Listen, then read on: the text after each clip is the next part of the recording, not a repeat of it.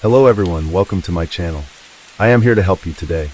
I know you use this video to fall asleep, so before that, like the video and subscribe to the channel. Also, where are you from and what time are you watching? Now get comfortable and relax. Case 1. Eric Leask, 51 years old, was known as a kind and generous man, always ready to help those in need. He treated everyone with warmth and compassion, leaving a deep impression on all who had the chance to meet him. Furthermore, he was very devoted to his family and cherished every moment with his loved ones. Eric has numerous talents, but his greatest passion is art. He is enthusiastic about sculpture and possesses the ability to transform ordinary objects into unique works of art. His tireless dedication to art, combined with his humble personality, makes him both talented and admirable. Every detail in his works reflects meticulousness and a drive for perfection. However, around 9 p.m. on March 9th, a tragic incident occurred when a detective from the Idaho Falls Police Department was called to the 100 block of 4th Street to investigate a shooting.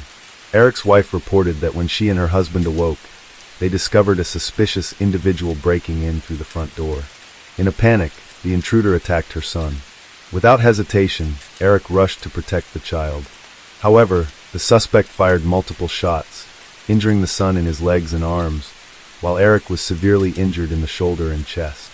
Immediately following the incident, ambulances from Idaho Falls quickly transported both Eric and his son to the Eastern Idaho Regional Medical Center for emergency treatment. Unfortunately, due to the severity of his injuries, Eric did not survive. Fortunately, the son gradually recovered and was discharged from the hospital afterward. In an interview with the police following the incident, Eric's son stated that he was playing video games in the bedroom when he suddenly heard a knock, followed by loud banging at the door. When the suspect burst into the house, he was wearing a mask, dressed in dark clothing, wielding a weapon, and loudly demanding that they surrender their property. After causing serious injuries to Eric and his son, the suspect fled the scene. Some local residents also reported to police that when the suspect ran away, they saw that his hand was injured. A few hours later, the Idaho Falls police received information about a man who had been shot in the arm.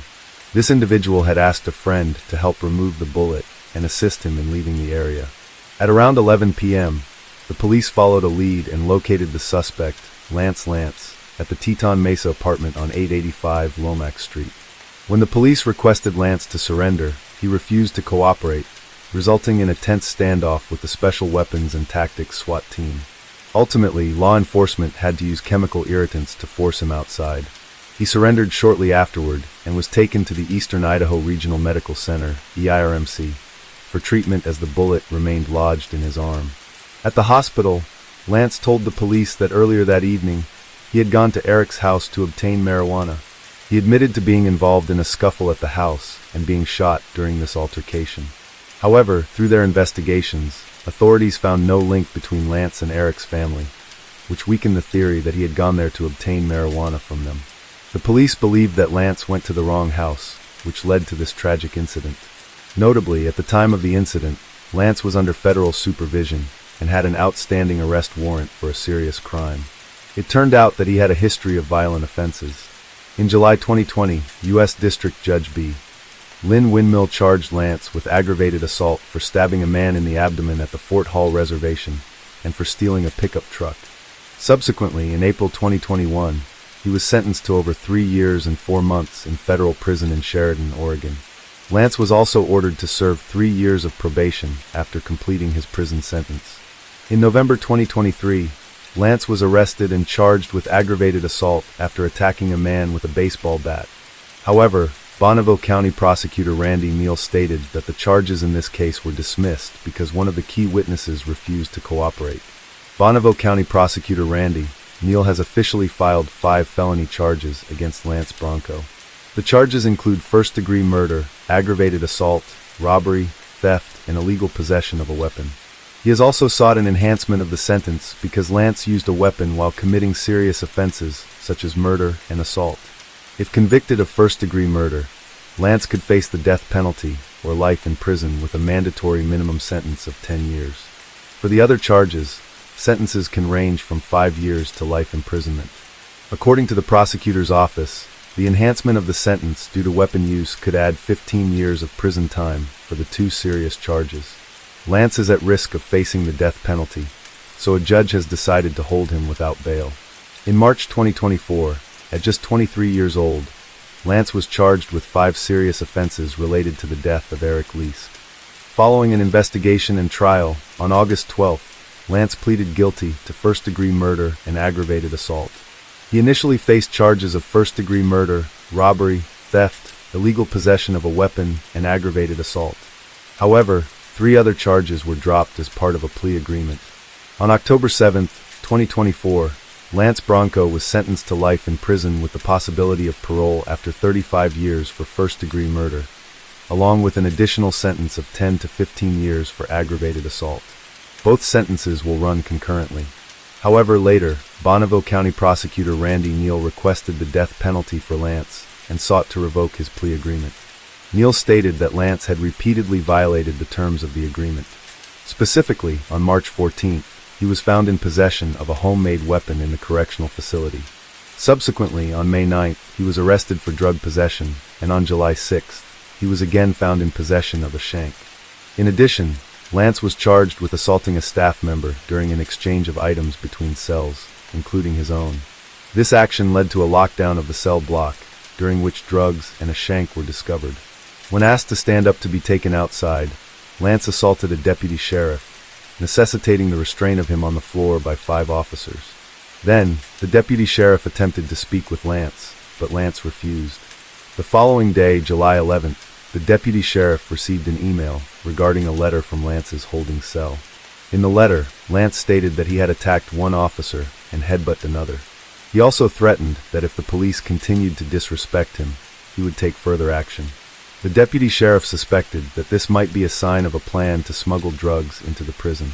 The tragic death of Eric Leask serves as a reminder of the unexpected dangers that can arise in everyday life. Eric was not only a brave man who defended his family, but also a man with a kind heart who left a deep mark on all who knew him. Lance Bronco's violent actions, born of thoughtlessness and poor decision-making, cost an innocent man his life. As the legal proceedings continue, we hope that justice will be served, providing some measure of comfort to Eric's family. Case 2. The case of Sidney Powell. Brenda Powell was born in 1969 in Saline, Agua, USA. She graduated from high school and then attended Acro University. After completing her studies, she began working as a pediatrician in the oncology department of her local children's hospital. For over 28 years, she has dedicated herself to helping sick children. Brenda oversees inpatient care and is known to her peers and hospital staff as a calm, quiet person who is exceptionally kind to both patients and their parents. In November 1996, Brenda, 27, married Stephen Powell and took his last name. They were introduced through a mutual friend who worked with her at the hospital.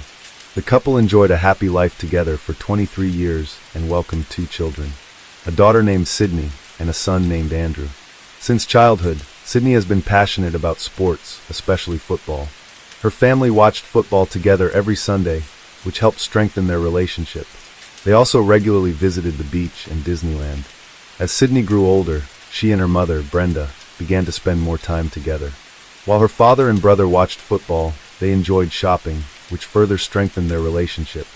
Sydney did well in high school, which helped her pass her exams and gain admission to Mount Union University, where she also received a scholarship. In college, she became friends with Lauren and a group of female students while living on campus.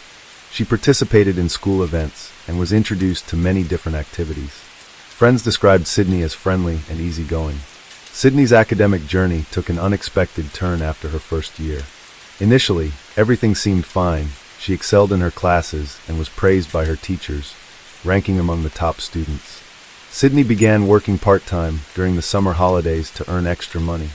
However, during her second year, Sydney faced significant challenges and decided to move off campus. Her friends were initially confused by this sudden decision, but later learned that Sydney was struggling academically. Her grades were dropping. Additionally, Sydney began sleeping excessively, often around 16 hours a day.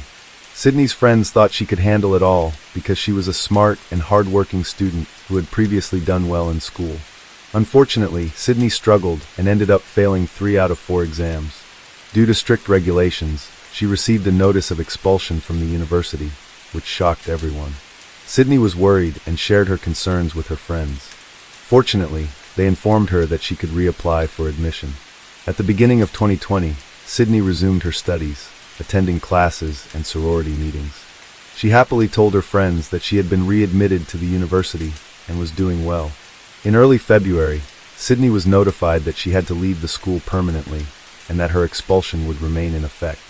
She was offered assistance with moving and packing, and the school planned to notify her parents of her situation to help cover her expenses. However, Sydney told the school administration that her family already knew and did not need to be contacted. This was not true, and she was afraid that her parents would find out about her expulsion. During this time, she told her parents that she was doing well in school and had good grades, and that she had even won a scholarship. Her parents trusted her and had no reason to doubt her. After being evicted from campus, Sydney left but did not return home before the end of February. Instead, she stayed with friends in various hotels, paying in cash to avoid being tracked and to keep her situation at the university a secret. Although she worked part-time to support herself, her earnings were insufficient. Sydney constantly searched for online opportunities to make money, but could not find a full-time job that would provide adequate support. She continued to live in hotels or with friends, afraid to go home. She kept back on everything and often did not eat enough. Eventually, she decided to return home, claiming that the campus was closed for renovations. She told her parents that she would stay with them while she went to college and still work. Her parents believed her and thought everything was fine. Sydney has been lying to her mother by saying that she is fine. Recently, Brenda has noticed some strange changes in her daughter's behavior. She discovers that Sydney is spending more time at home and not going to school, which raises concerns. This information later comes to light because Sydney's entire family uses the Life 360 app, a mobile phone location tracking app on a map for safety, allowing family members to know where each other are.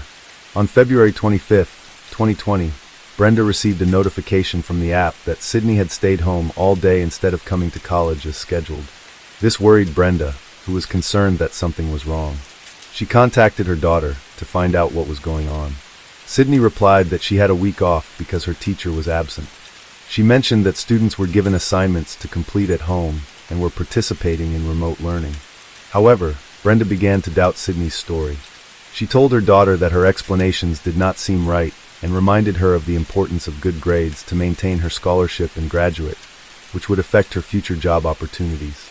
She also emphasized the importance of attending school regularly.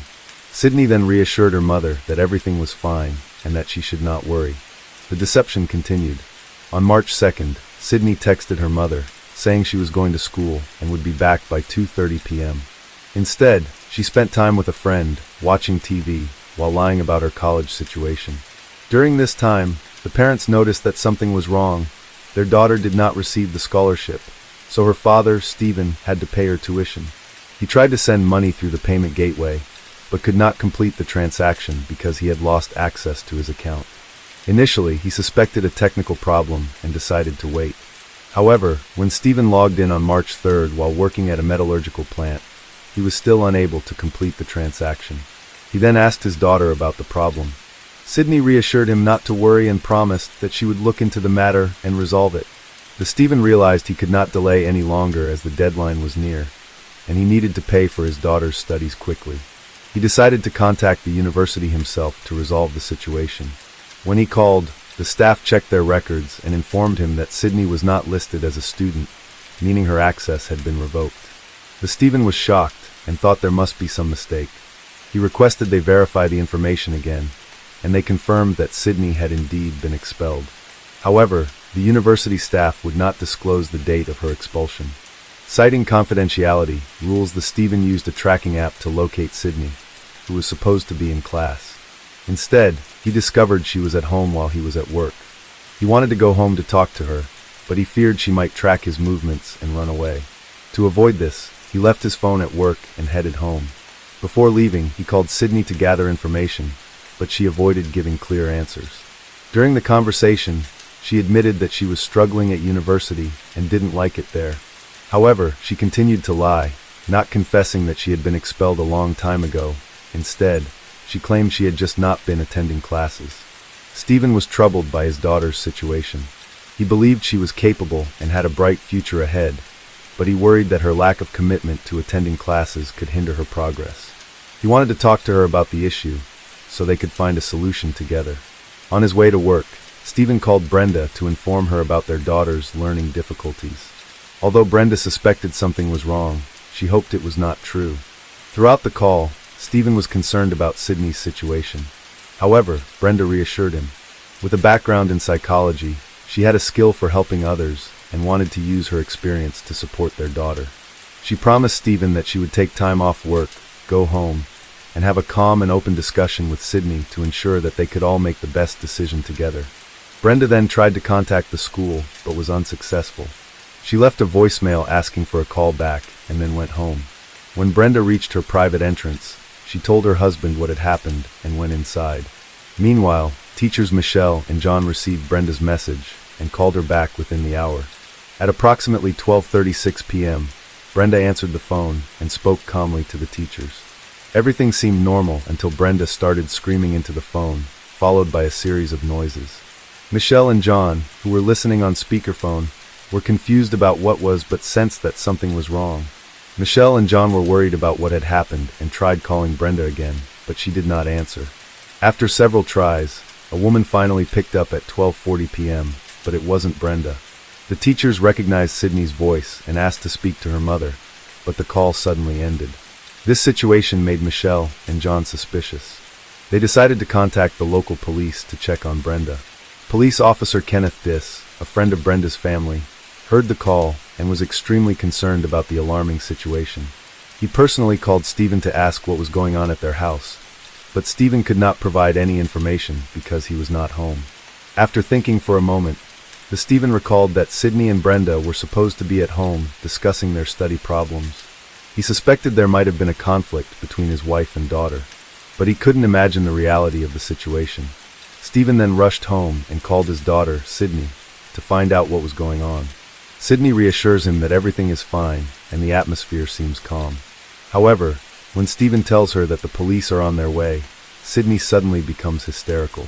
She begins to cry and reveals that a robber has broken into the house and attacked them. The call then ends abruptly. The police had already arrived at the house when Sydney dashed out, covered in blood and screaming. She told the officers a shocking story about a robber who had broken in and attacked her mother. She said she heard glass breaking and that her mother told her to run, so she did. Sydney then hid in a courtyard, anxiously listening. She then found her mother lying in a pool of blood, and she tried to help her, which is how she got blood on her. Inside the house, officers found Brenda lying face up in a room. She was badly injured, with a bloody cast-iron skillet nearby and a kitchen knife on the floor. Despite the broken glass, officers began to doubt Sydney's story. Her story about a robber seemed very unbelievable. An ambulance arrived quickly and took Brenda to hospital, where she was taken to the intensive care unit. Sadly, 50-year-old Brenda Powell died shortly after arriving. Sydney was also examined by paramedics, but no serious injuries were found. She was sedated, her cuts were bandaged, and she was sent home. Forensic experts who examined Brenda's body were shocked by the brutality of the attack. She had suffered a severe blow to the back of the head, which caused her scalp to detach from her skull. Additionally, she had numerous stab wounds, estimated to be between 20 and 30, mostly concentrated on her neck. There were also multiple bruises and cuts on her arms, suggesting she had tried to defend herself. A preliminary review of the situation led police to believe that Sydney's account of events was fabricated. Although Sydney was covered in blood and had several smaller cuts on her arms, they were significantly less severe than her mother's injuries. It was evident that the robbery had been staged, as nothing was taken from the house. Sydney's actions raised several questions. After her mother told her to leave the house, why didn't she run to the neighbors for help or call 911? Instead, she waited in the yard and later went back into the house without any apparent fear. None of the neighbors reported seeing a robber. The blood found on Sydney was tested and matched her mother's, including traces on the broken glass. Police sent the knife, believed to be the murder weapon, and the frying pan for analysis. Brenda's blood was found on these items, and no fingerprints or other DNA were found at the scene. It appears that Sydney injured herself when she stabbed her mother. Sydney Powell was then taken to the police station for questioning. After the initial panic subsided, she refused to answer any questions. By this time, police investigating the attack had learned about recent events in Sydney's university life. They discovered that she had been expelled a month earlier and had lied to her family about her situation, staying with friends in hotels instead. She was so afraid of disappointing those around her that she had lied not only to her parents but also to her classmates and others. Police believed that Sydney was so afraid of telling the truth that she decided to kill her mother when her mother started to suspect something was wrong. Despite this, Sydney chose to remain silent. 19-year-old Sydney Powell was arrested and charged with murdering Brenda. She also faced charges for causing serious injury and for tampering with evidence to mislead the investigation. Due to her mental health issues, she was unable to admit or deny her guilt. Her lawyer argued that she was insane, stating that Sydney had struggled with serious mental health problems since childhood. At the time of the offense, Sydney may have been experiencing a mental health crisis that affected her perception of her actions. Sydney faced several mental health issues that may have contributed to the violent incident, which led police to request a psychiatric evaluation. During the examination, Sydney spoke about her memories of that day, but could only recall bits and pieces. She remembered sitting in the basement, anxious about her parents coming home after her father found out about her struggles. She also remembers her mother coming home and their conversation starting, when her mother comforted her and asked what happened at school. She wished her mother would leave her alone. Then she heard the sound of glass breaking, and then she couldn't remember anything else about what happened. Sydney informed her doctor that she had been experiencing hallucinations since she was 11 years old. She had always been very anxious, responsible, and self-critical, setting extremely high academic standards for herself. At times her anxiety became so intense that it affected her ability to concentrate on tests, leading to multiple psychological evaluations. After extensive evaluation and discussion with Sydney, the psychiatrist diagnosed her with acute post-traumatic stress disorder, schizoaffective disorder, and depression. Sydney reported that she had recurring nightmares of her mother covered in blood. The lack of a clear motive for the murder led the psychiatrist to determine that Sydney was insane at the time of the incident. Another doctor who worked with Sydney for at least 3 to 6 months before the crime noted that her mental health had deteriorated significantly. She started losing touch with reality and began failing her exams, which ultimately led to her expulsion from university. Her condition was worsened by extreme self-criticism. She couldn't accept that she had failed. Sydney was also afraid to confess her struggles to her parents. However, the truth eventually came out, causing her immense stress. This culminated in a psychotic breakdown that resulted in her mother's murder. After her arrest, Sydney's bail was initially set at $250,000, but was later raised to $500,000. One of her relatives posted bail, allowing her to await her trial outside of custody. During this time, she received treatment for her mental health issues and felt significantly better by the time the hearings began. Sydney eventually regained her composure. After Sydney saw Brenda talking to college teachers, she knew that her mother would soon hear the truth from them. In a psychotic state, she attacked her mother. Teachers at the college heard the beginning of the attack.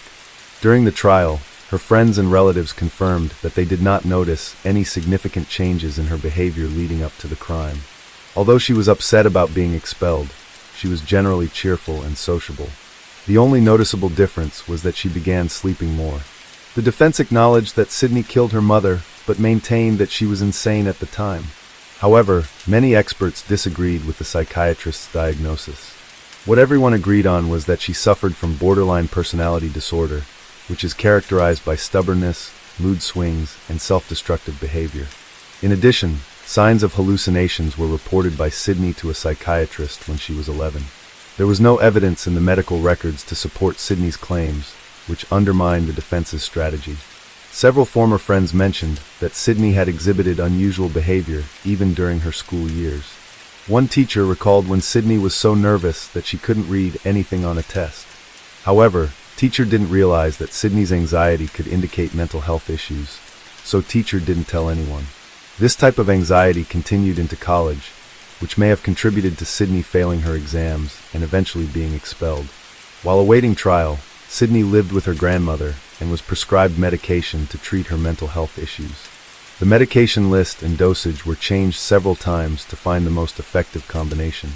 Sydney's health improved significantly, and she shared any positive changes with her doctor. Her father also noticed the improvement and admitted that Sydney had a strong bond with her mother and loved her deeply. He believed that if Sydney had been in a healthy state of mind, she would never have harmed her mother. Throughout the trial, Sydney cried continuously and she expressed remorse for her actions. On September 18, 2023, the jury deliberated. Sydney Powell was found guilty on all counts. Sydney was sentenced to life in prison, but will be eligible for parole after 15 years. Sydney and her attorney were unhappy with the sentence and planned to appeal the court's decision. Case 3. The case of Christopher Sutton. On Sunday, August 22, 2004, the Sutton family experienced a devastating tragedy following Susan's 57th birthday celebration. The celebration included Susan, her husband John, their son Christopher, his girlfriend Juliet, and family friend Teddy Montota. After the party, Susan and John went to bed in separate rooms at their home in the upscale Coral Gables neighborhood near Miami, Florida. One night, a tragic event occurred. Susan usually slept in a separate room because her husband, John, snored loudly. While they were sleeping, a car stopped about 4 blocks away from their house. A man dressed in black was approaching their house with the intention of killing Susan and John. The attacker was armed with a 9mm Glock pistol and broke into Susan's house. He first went to John's bedroom and shot him twice in the head. He then moved to the room where Susan was sleeping, shot her 6 times, and left. The police were notified of the incident. Police and ambulances were dispatched to the scene shortly afterwards. Unfortunately, doctors determined that Susan, 57, had died. John was still alive but had suffered serious injuries and had lost a lot of blood. He was taken to hospital, where paramedics worked frantically to save him, although his chances of survival were slim. Before being taken to hospital, John said that he could not see the shooter in the dark and did not know who it was. Forensic experts began examining the crime scene while police questioned neighbors and searched for surveillance cameras. Although no cameras were found, but neighbors reported seeing a suspicious man dressed in dark clothing running away from the house. There were no signs of forced entry. The killer had accessed the home through the sliding glass doors. The house was intact, with no money or jewelry taken, indicating to police that this was not a robbery. The attack was clearly targeted at killing Susan and John, but the motive behind the murder remains unknown. Melissa Sutton was 18 years old when her parents were attacked. As a freshman living on her own, she couldn't attend the celebration at their house. She was devastated to learn about her mother's death. Overwhelmed with grief, she went to see her father in the hospital. She described him as looking very unwell. John had miraculously survived 2 gunshot wounds to the head, leaving doctors astonished that he was still alive, although he remained in serious condition. When John woke up in intensive care, he realized he was blind. Additionally, he was experiencing severe shock. He felt unsafe in the hospital, constantly fearing that the killer might return. This left John feeling endangered. He was eager to leave the hospital and find a safe place to hide. His fears were taken seriously, so a guard was assigned to his room, and police patrolled the area around the clock. Due to the severity of his injuries, John was also unable to hear anything. He didn't hear the shots fired at his wife, and was unaware of what happened to Susan. As he slowly started to recover, he asked Melissa how his wife was. She did not answer because the police had advised her not to say anything that might upset John further. He later found out that his wife had been murdered by her attacker. The news was a huge shock to him. Susan's death was a huge loss for the whole family. She had devoted her life to being a loving mother. Susan spent many years as an intensive care nurse, a respected profession in the United States. Her career ended in the late 1970s when she decided to stay at home with her husband, John, after the birth of their first child, Christopher. They made this choice because Susan had been unable to conceive for 7 years, at which point they decided to adopt a daughter, Melissa. The police discovered that John had built a successful business and may have had enemies. They also learned that he had received previous threats of violence. The police investigated everyone who had had animosity toward John and Susan, but they all had solid alibis. While the police searched the crime scene for evidence, they discovered that Susan's purse, jewelry belonging to her or her husband, were still intact, although these items were visible. The police planned to interview John, but he had difficulty communicating. However, he was able to provide some useful information. Although he could not identify the shooter, he recalled seeing a dark figure at the door. The attacker may have been dressed all in black, or may have been African American. John could not be certain in the darkness. Unfortunately, This information was not useful to the police. The police decided to speak with Teddy, a family friend who was at the party before the shooting. They visited his house for an interview. Teddy explained that he was on the phone with Susan at the exact moment the shooting happened. He heard a gunshot, followed by silence. Feeling frightened, he called the police, got into his car and rushed to the Susan family's home, arriving just after the police. Teddy was very shaken by the attack on Susan. However, the police found his account unusual. They questioned why he was still talking to Susan when everyone else had already left the party, leading them to suspect an affair. Teddy clarified that he was not just a family friend, but also a business partner. He claimed that they were discussing an urgent business matter, and that he frequently communicated with both John and Susan to handle various issues, so he didn't find his late conversation with Susan abnormal. During the conversation, Teddy told the police that the shooters were professional and trained shooters. The police found this information interesting and took Teddy's gun for testing. Teddy was also called into the station for a lie detector test. The police believed he was hiding something and continued to question him. Teddy eventually confessed that he was in a romantic relationship with Susan. The police have often seen love triangles that can lead people to commit terrible acts. However, Teddy's gun did not match the weapon used in the attack, and his phone was tracked to a location far from the crime scene at the time of the shooting. Teddy denied any involvement in the attack on John and Susan. Although his lie detector test was deemed inconclusive, it was suggested that his anxiety stemmed from trying to keep his affair with Susan a secret to avoid damaging his relationship with his friend John. John had a strong and trusting relationship with Teddy. Shortly before the incident, John and Teddy received one of the largest payouts in their law firm's history, over $1 million, and they celebrated this occasion extravagantly. Teddy was ruled out as a suspect, and the police decided to investigate other family members instead. An examination revealed that John could not have physically inflicted the shot on himself, so he was not considered a suspect. Their daughter Melissa has a solid alibi because she was in another city and also passed a lie detector test. The police then investigated Christopher Sutton. He had a girlfriend named Juliet. They had attended a family party together. Christopher quickly claimed that he and Juliet had gone to the movies the night before and provided their tickets as evidence. Juliet confirmed his story. The police then requested the cinema surveillance camera footage, confirming that they had indeed gone to the cinema that night and confirming their alibi. After leaving the hospital, John moved in with Christopher so he could care for him for a while.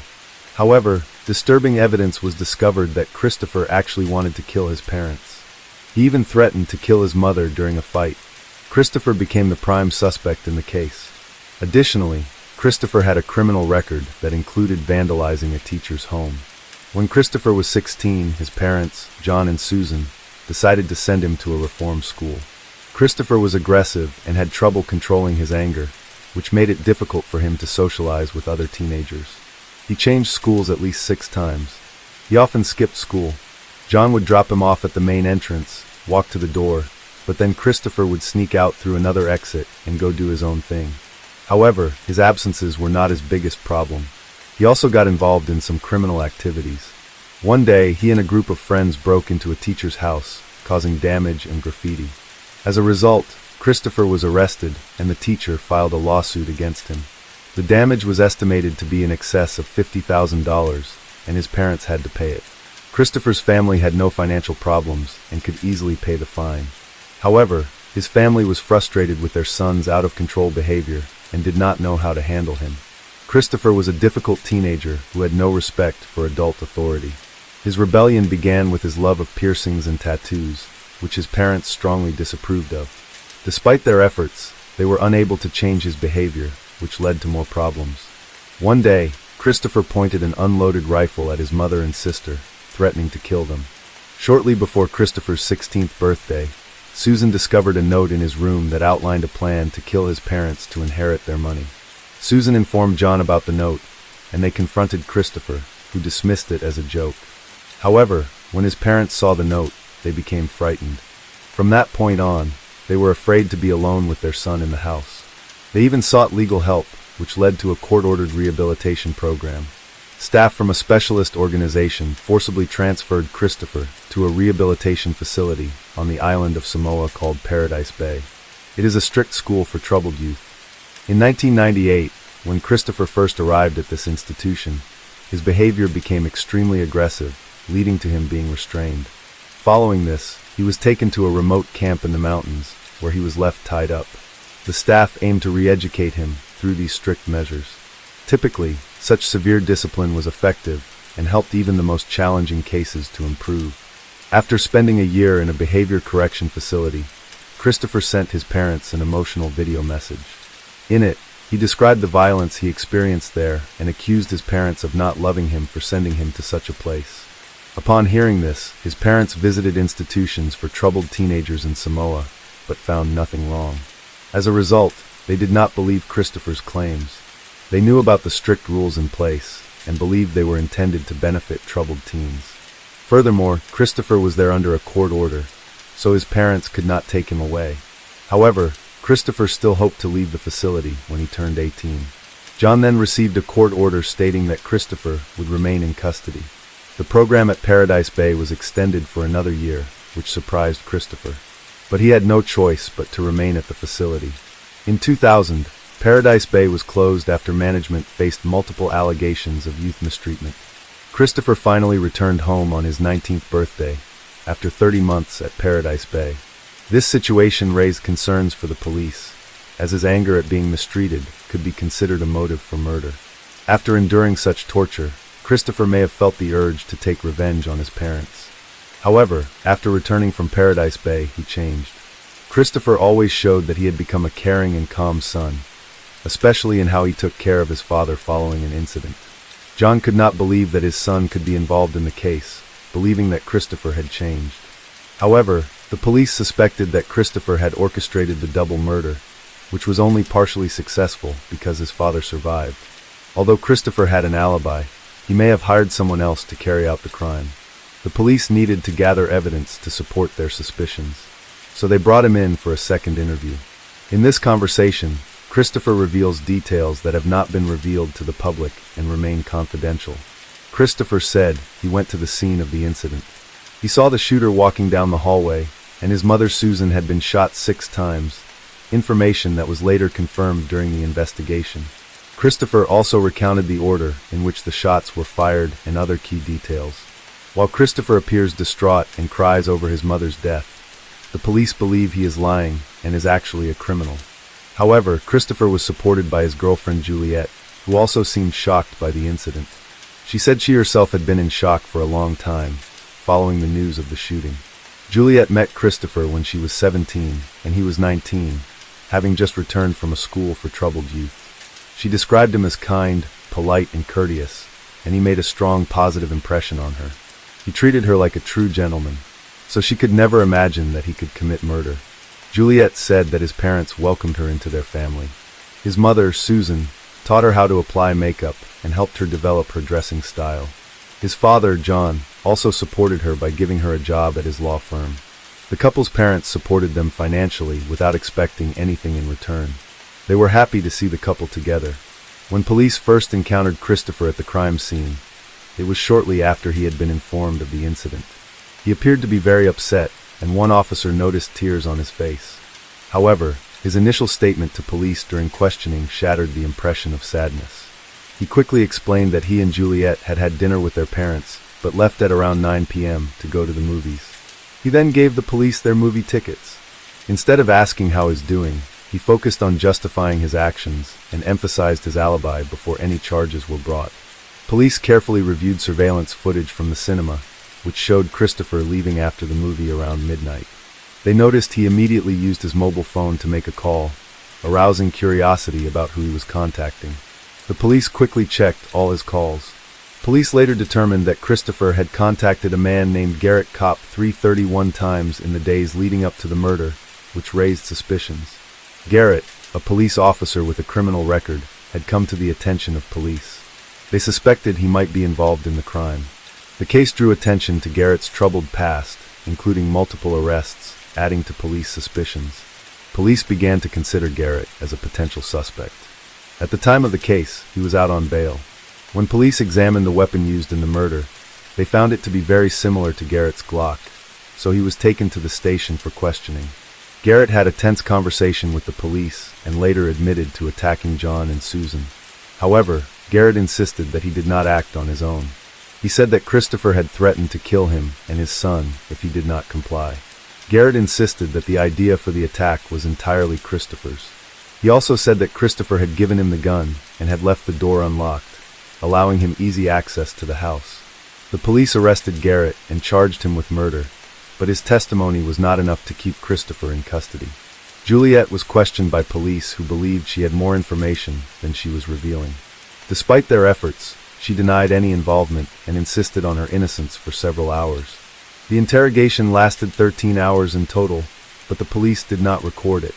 Later, Juliet alleged that police had threatened her with arrest to force a confession and acted provocatively during the questioning. However, she eventually admitted that Christopher felt a strong resentment towards his parents for placing him in a facility for troubled teenagers. Recently, his parents tried to push him to get a job and start covering his own costs, which he found unacceptable, and this led to family conflicts. During questioning, Juliet revealed that Christopher had been planning revenge on his parents for years. He often spoke about the inheritance and how they could live without worries if he could take everything his parents had earned. However, she didn't take his threats seriously. The police had gathered enough evidence to obtain an arrest warrant for Christopher Sutton. However, by that time, he had disappeared. This was a crucial moment for the police, as they feared that Christopher might return to harm John. Fortunately, the police were able to locate and arrest Christopher, charging him with the murder of his mother and attempted murder of his father. Garrett Kopp and Christopher Sutton were eventually tried separately, and both faced the death penalty. Christopher, however, maintained that he had no role in planning the crime. The defense argued that the police were unfair, claiming that the police pressured Juliet, which influenced her testimony. After Garrett learned that he could face the death penalty, Garrett decided to cooperate with the prosecution by pleading guilty to a lesser charge, which was in his favor. He was then sentenced to 30 years in prison. The prosecution's case took a turn when Juliet appeared in court to testify. She revealed that Christopher had often expressed anger at his parents for not giving him money, even saying that they deserved to die for their actions. The defense argued that much of Juliet's testimony was given under police pressure and should be excluded from the case. However, the judge denied this request. In court, Juliet maintained that she had been truthful during her interrogation with the police. She stated that she viewed Christopher's anger as mere frustration and never believed he would go on to commit such serious crimes. After Juliet's testimony, John, the surviving father, shared his thoughts. After hearing all the witness testimony, John believed that Christopher was capable of committing the crime. John noted that even after leaving the hospital, Christopher continued to try to manage the family's finances, which led him to believe that Christopher was involved in the crime. When it was Christopher's turn to speak, he accused Garrett of attacking their parents due to his drug addiction. Christopher highlighted several moments when Garrett was out of control due to drugs, claiming that during those times he was dangerous and capable of committing any crime. Christopher also mentioned that he kept drugs in Susan's bedroom closet. The Garrett might have entered the house to steal illegal drugs. However, the prosecutor argued that the scene did not appear to be a burglary. Everything was intact. Even the money and jewelry were intact. If it was a burglary, Garrett would have taken valuables. In his defense, Christopher claimed that he had changed and overcome the anger, resentment, and disappointment he felt towards his parents for sending him to a special school. He believed that he had changed for the better. After extensive deliberation, the jury found Christopher Sutton guilty of first-degree murder and attempted murder. Christopher was shocked by the verdict because he was sure that he would be acquitted. Christopher received 3 life sentences without the possibility of parole. Currently, survivor John Sutton is putting in great effort to regain his eyesight. He has formed a new relationship and started a family, and at 70 years old, he continues to practice law. Case 4. In the small town of Jamestown, California, Daniel Mark Driver was on trial for child abuse. One of Daniel's victims was William Nelia, a defenseless child. William's mother, Ellie, felt that the justice system had failed to protect her son, so Ellie took matters into her own hands with a gun. The case sparked widespread debate, with some people fully supporting Ellie, while others criticized her actions. Ultimately, the discussion surrounding the case attracted national attention. Jamestown was a small, quiet town with a population of about 3,500 at the time of the incident. Ellie was the eldest of 3 daughters. Her parents were hardworking miners who taught Ellie the importance of self-reliance from a young age. As a result, She grew up to be strong and independent. During her teenage years, Ellie began to help her family by looking for work. It was a tough economic time. She took on various jobs to supplement her income. She also helped her parents by taking care of her younger siblings. When Ellie turned 20, she fell in love with a guy she met, and they quickly entered a romantic relationship. Soon after, they got married, but their marriage ended in divorce shortly thereafter. Her next partner was Bill, who worked as a miner. Additionally, Bill operated construction equipment, allowing him to earn a good income. They married in 1982 and soon welcomed a son named William. Bill grew up in an area that was once the center of the gold rush. As a child, he had listened to stories of old men panning for gold in the river, which inspired him to seek their adventure, even though the land was largely depleted by then. In search of better fortune, Bill and his family traveled to Liberia, West Africa, during the gold rush. While Bill was prospecting for gold, Ellie gave birth to their daughter, Rebecca. Unfortunately, Rebecca's early years were not peaceful. Suddenly, shortly after her birth, civil war broke out in Liberia. As a result, Ellie and the children returned to Jamestown, while Bill remained in West Africa, determined to make his fortune mining gold. During this time, Ellie faced numerous challenges in the United States. She received no support from Bill, and although she was a strong and independent woman, managing a household and caring for 2 young children proved to be very difficult for her. They relied on government assistance and occasional jobs that Ellie managed to find. During this period, she received support from her family and the church, which she attended regularly with her children and sister. Her mother often advised her to be self-reliant, but also to carry a gun in her handbag for protection. Ellie took this lesson to heart. Despite her delicate appearance, she was always prepared to defend herself and, if needed, to take the initiative in a confrontation. This aspect of her character would later lead to tragic consequences. Ellie is very close to her children and does not let them go far. This protectiveness stems from her own traumatic experience as a child, when she was molested by an adult man. After she confided in her mother reacted violently and threatened him to leave town. This incident left Ellie with lasting psychological scars that she has struggled with throughout her life. She fears that her children may face similar dangers. When her son William went to summer camp away from home, she felt very anxious and scared. Despite her worries, William kept asking his mother to let him go to the summer camp organized by the church. Ellie was very anxious about letting her son spend time with others without her supervision. She hadn't even allowed him to sleep over at friends' houses. Eventually, her sister Jenna reassured her, explaining that she knew the camp organizers well and described them as respectable and good people. After thinking it over, Ellie finally agreed to let her son go, hoping he would enjoy himself. William spent 3 weeks at a church-run tent camp. After returning from the summer camp, Ellie noticed a change in William's behavior. William became aggressive, often sad, and stopped communicating. Ellie sensed that something was bothering him. Despite her and her family's efforts to find out what was happening at the camp, William refused to discuss it with adults. He insisted on being treated like an adult and wanted them to stop asking him questions. Younger sister Rebecca and his mother thought he was trying to imitate the older teenagers he had met at the camp. When the new school year started a few weeks later, everyone thought William was settling in well with his friends. However, when he returned to class, things did not improve. He began to withdraw from his family and became aggressive with his classmates, rarely interacting with others. His anger often became uncontrollable, and these incidents had increased since he had been at the camp. Ellie was confused by William's changes, and it took her over a year to discover the reason behind them. Unfortunately, the truth behind it was quite heartbreaking. Daniel Mark Driver, a 30-year-old man who attended the same church as Ellie and her children, had recently moved in with his mother, who lived nearby.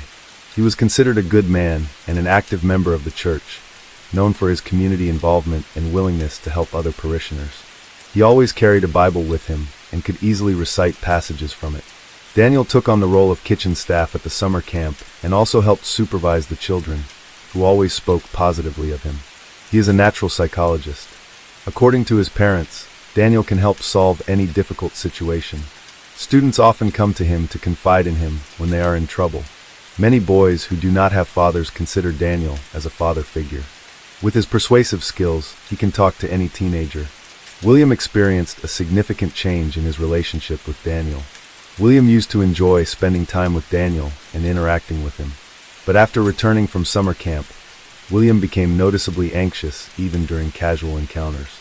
During this time, William often argued with his sister Rebecca, seemingly starting conflicts for no reason, and William also began to defy his mother. He had never argued with Ellie before, but now he became increasingly defiant.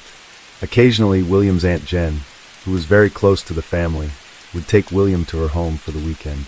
This gave his mother a break. About 9 months after the camp, Jen took William to her home for a weekend. During his stay, he had the opportunity to spend time with his cousins. Each time, Jen tried to discuss the major changes in his behavior, but William was quiet and avoided answering her questions. However, he later confided in her a secret, insisting that she not tell anyone, not even his mother. Jen agreed to keep it a secret. 7-year-old William shared his experience while he was at summer camp. Daniel began to behave inappropriately towards him. One day, the Daniel lured William into the woods with the promise of showing him frogs and other animals. However, as they went deeper into the woods, the Daniel began to abuse him. This abuse continued regularly, even after the summer camp ended. The boy was afraid to go to church and tried to avoid the Daniel as much as possible. The abuse began when William was 6 years old, and during this time, the Daniel threatened him, saying that he would harm William and his family if he revealed what was happening. Fearing danger to his loved ones, William kept quiet, and the abuse continued for many months. After hearing the story, Jen felt she had to talk to Ellie. She apologized to William for revealing his secret, but felt the need to take action against the rapist and put an end to his actions. Jen first spoke to her sister Ellie about what had happened to William. Ellie was shocked and blamed herself for exposing her child to such a problem. From the beginning, her maternal instincts warned her that William should not attend the camp. However, she succumbed to the pressure, leading to the outcome she feared and experienced. William worried that the man might come back and act on his threat if he found out that William had told anyone about the incident. The boy became increasingly anxious and fearful. He often came home from school in tears, telling his mother that he had seen Daniel's car in the distance. The panic attacks became more frequent, and he began to feel paranoid. He tried his best to cope, but the situation was still not good. Ellie then reported the molestation involving their son to the police. Police checked Daniel's record in a national database, discovering a worrying history of crimes involving children.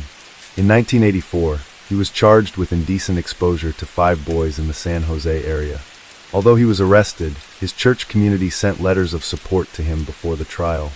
With no solid evidence other than the boys' testimony, the judge ultimately decided to give Daniel probation instead of a prison sentence, allowing him to escape the consequences of his actions. This leniency allowed him to continue his harmful actions. Daniel then decided to move away and start over. He moved closer to his mother, where no one knew about his past crimes.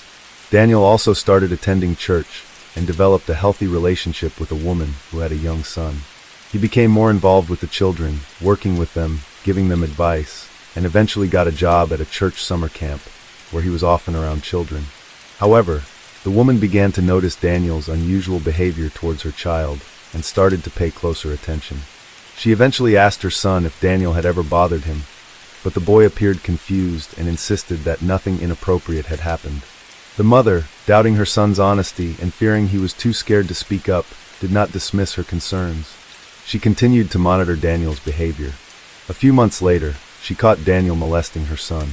She then contacted a friend who was the district attorney.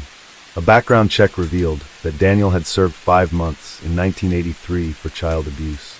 Concerns about him grew when William's case occurred, prompting the boy's mother, Ellie, to contact the police. At that point, the police investigated Daniel more closely and gathered evidence from new victims of his molestation. After Ellie reported the incident, the police stepped up their efforts to prevent similar crimes by Daniel. Police began questioning all the families who had come into contact with Daniel, including children who had attended the camp. Many of them reported similar experiences, which helped police understand the tactics Daniel used. He repeatedly targeted boys, gaining their trust while threatening to kill them and their families if they spoke out, which proved effective. Police identified 5 new victims in the area, including William. In 1983, charges were filed, but they were unable to arrest Daniel because he had been out of town for an extended period of time. At the time, it was difficult to track his whereabouts due to the lack of cell phones, GPS, and other tracking technology. Police suspected that he had learned of the investigation and had gone into hiding. Both Daniel and his car were placed on the wanted list, and his photo was widely circulated in the press. However, despite these efforts, it took several years to find him. Meanwhile, William's depression and aggressive behavior continued. He frequently got into fights at school, did poorly in school, and became, as a result, William was expelled from several schools and transferred several times. Ellie believes her son's behavior stems from past violence that has deeply affected him. She sought help for her son, taking him to numerous doctors and psychologists in hopes of improving his situation, but nothing seemed to work. In 1993, police finally caught up with Daniel at a store in Palo Alto, California, for shoplifting. After confessing to the theft, Daniel faced charges not only for shoplifting, but also for child abuse. Even after Daniel was arrested and awaiting trial, William continued to feel afraid. He struggled to accept that he would have to face his abuser in court. William would have to testify against him, but the thought of it filled him with dread. William was so anxious that the mere mention of the trial made him feel sick.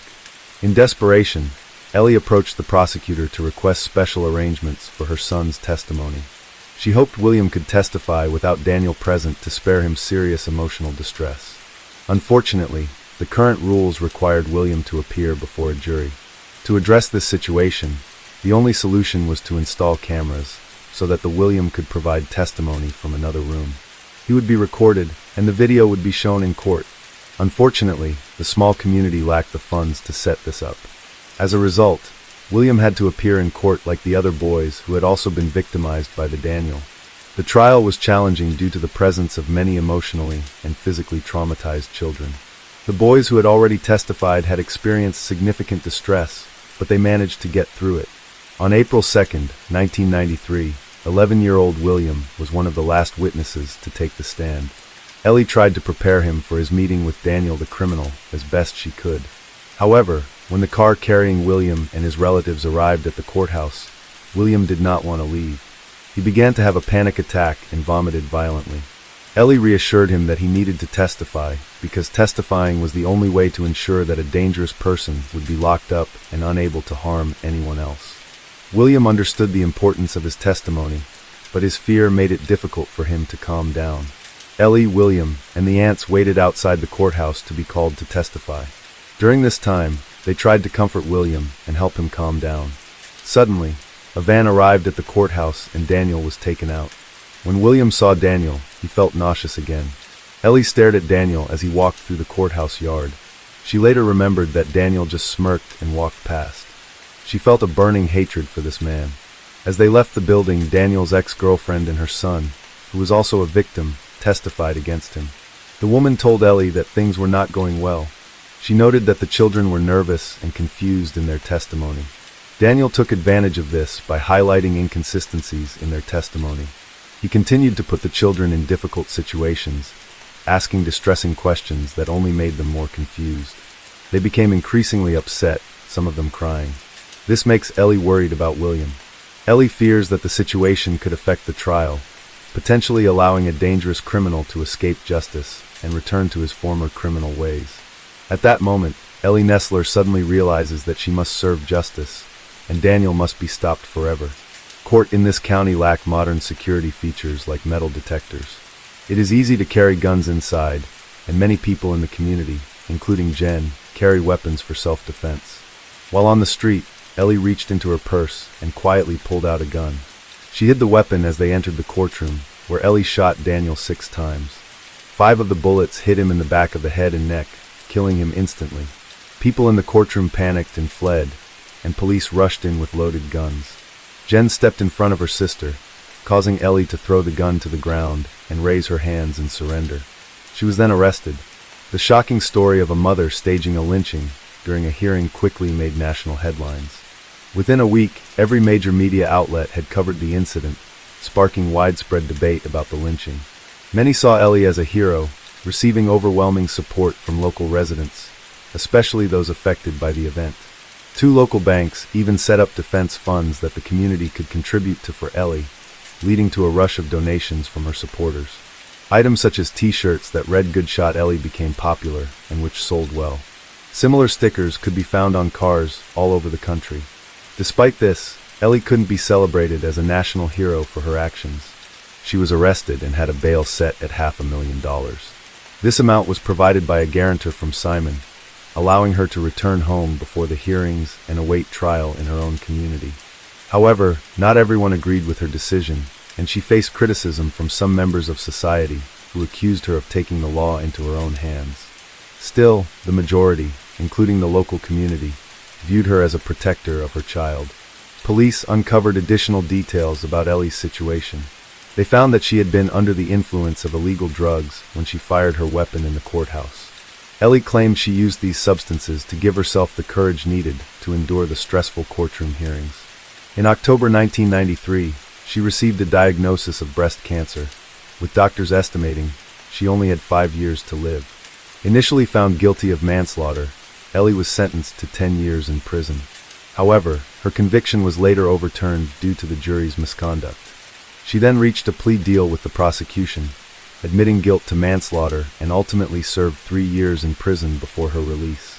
William then moved in with his Aunt Jen. After 2 years, he was finally able to communicate with Ellie, who was still serving her sentence in prison. Ellie expressed her feelings. She deeply regretted having to take someone's life, which was never her intention.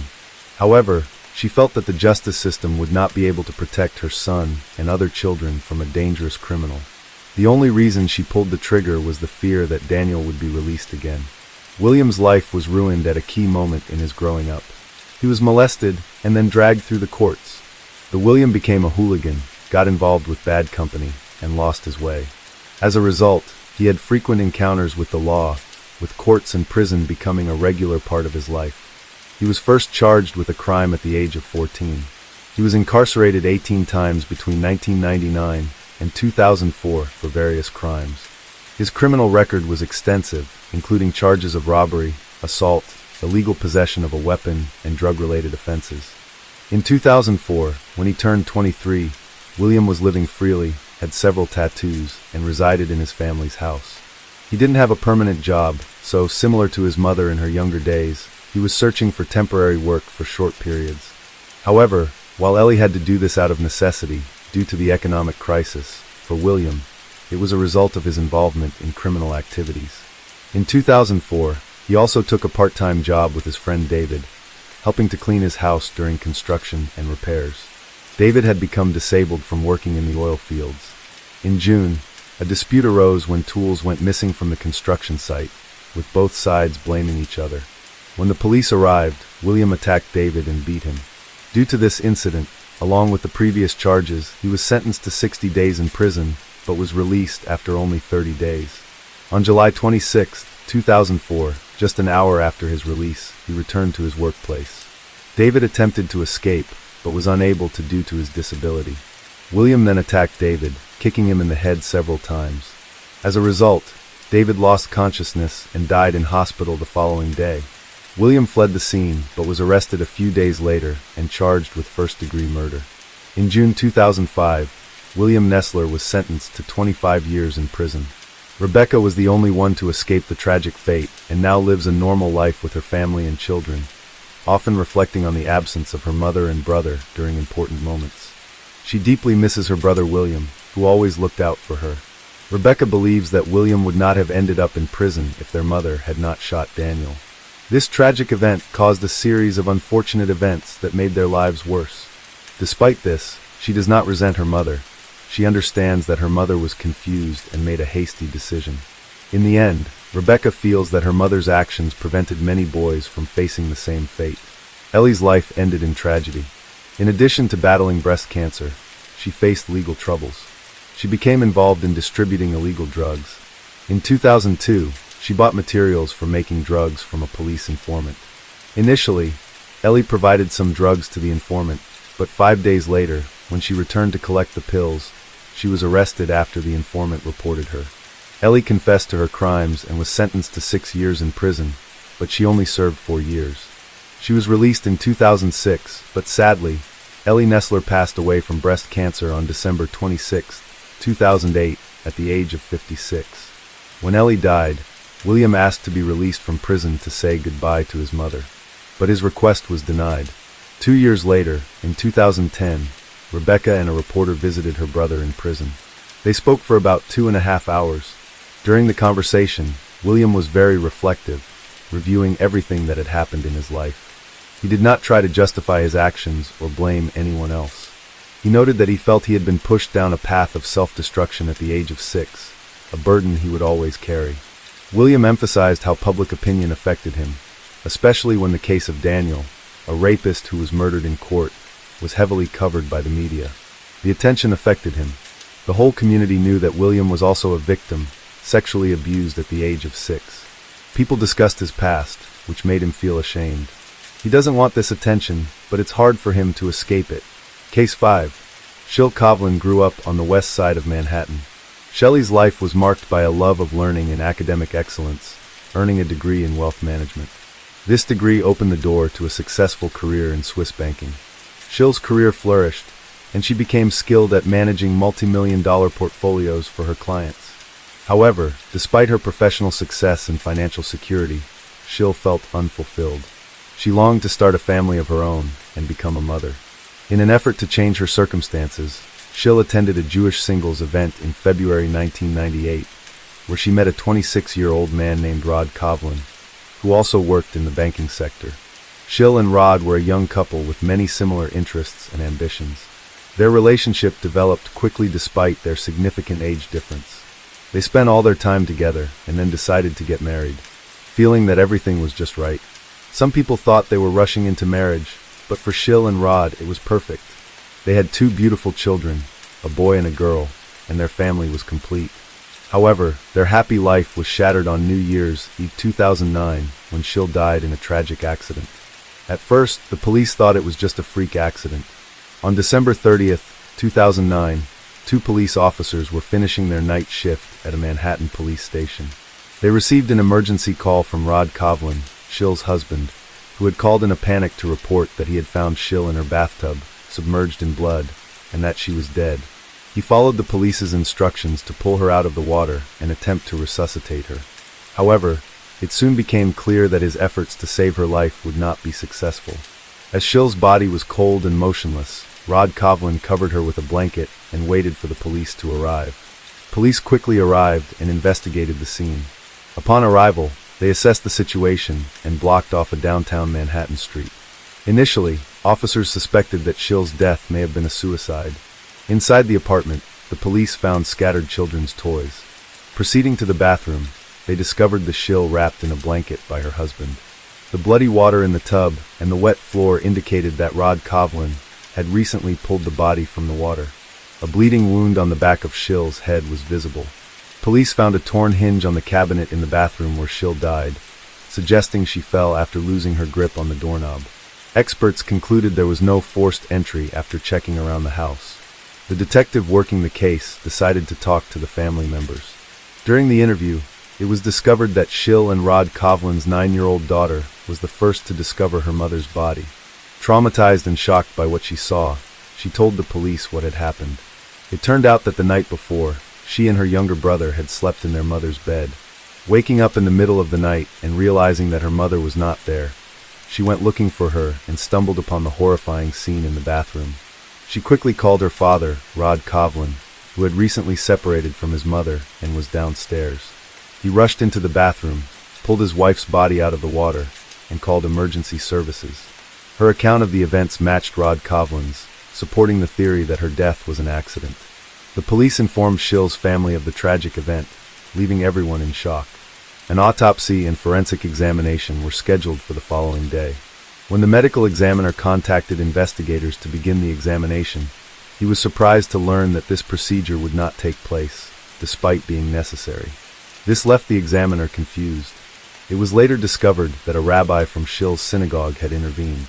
The rabbi contacted an organization responsible for burying Orthodox Jews, who then asked the police for permission to enter the scene in accordance with the family's religious rites. The police granted permission, and a team of rabbis arrived at the scene. They cleaned up the blood in the bathtub and prepared Shil's body for burial in accordance with the family's beliefs. Unfortunately, this process destroyed all evidence and clues before they could be examined by the police forensic department. Orthodox Jewish tradition considers autopsies unacceptable because they involve defiling the body of the deceased. The rabbi quickly stepped in to support Shil's grieving family, who were grateful for the rabbi's help. As a result, the family agreed to forego an autopsy and organize funeral arrangements. Shil was buried within 24 hours, with hundreds of people attending to pay their respects. Shil's parents questioned the cause of Shil's death. Police told them that potential evidence had been destroyed during the cleanup. They thought that a fall in the bathtub would certainly have caused the accident. But the possibility of death from such an accident seemed unlikely. The family hired a private investigator to investigate the circumstances of her death and determine whether it was indeed an accident. The private investigator begins by going to the family home to talk to Shil's relatives and learns that Shil's marriage to Rod Kovlin is having major problems. Their marriage began to fall apart after their 10th wedding anniversary in 2008. Rod Kovlin frequently changed jobs and developed a gambling addiction, spending a lot of money on gambling. Shil felt neglected because Rod Kovlin spent a lot of time playing video games. Shil was also frustrated by the amount of money Rod Kovlin's family spent on his frequent trips, and he was unfaithful to her. Shil, after discovering his email cheating, she decided to end their marriage and began the process of getting a religious divorce. However, the formal divorce process will take some time to complete. Although they are separated and experiencing strain in their relationship, they have tried to maintain their relationship for the sake of their children. Despite this effort, conflicts and disagreements between Shil and Rod Kovlin continued to arise. Shil had recently confided in her loved ones about her grievances with Rod Kovlin, characterizing him as aggressive and hot-tempered. She felt uneasy and monitored. The private detective suspected that Rod Kovlin might have been involved in his wife Shil's death due to the complexities in their marital life. To investigate further, the detective aimed to determine if a crime had occurred at the scene where Shil's body was found. He planned to inspect her apartment, but the door was sealed, requiring him to obtain a court order to gain access. Upon arriving at the scene with New York police officers, the detective attempted to unlock the door with a provided key, but it wouldn't budge. Just then, Rod Kovlin appeared from his apartment, claiming he had heard a noise and came to investigate. When questioned by the police and the detective, Rod Kovlin took the key and easily opened the door. This raised suspicions. Had Rod Kovlin genuinely heard a noise, or was he deliberately keeping an eye on the situation? The detective searched the apartment for evidence of murder. Shil's family said she was home on December 31st, but her phone was missing. A phone charger was found, but not the phone that he paid particular attention to the hinges, which investigators believed she had ripped off during a fall. The more he examined them, the more he suspected that, with Shil's strength, ripping off hinges that were firmly attached to the cabinet was impossible. The detective discussed his findings with the police, trying to convince them that Shil's death was not an accident, but a murder. However, the police remained unconvinced, citing a lack of evidence. Therefore, they decided to perform an autopsy to conclusively determine the cause of death. This decision caused a difficult debate with Shil's family. The exhumation took place 2 weeks after Shil had been buried.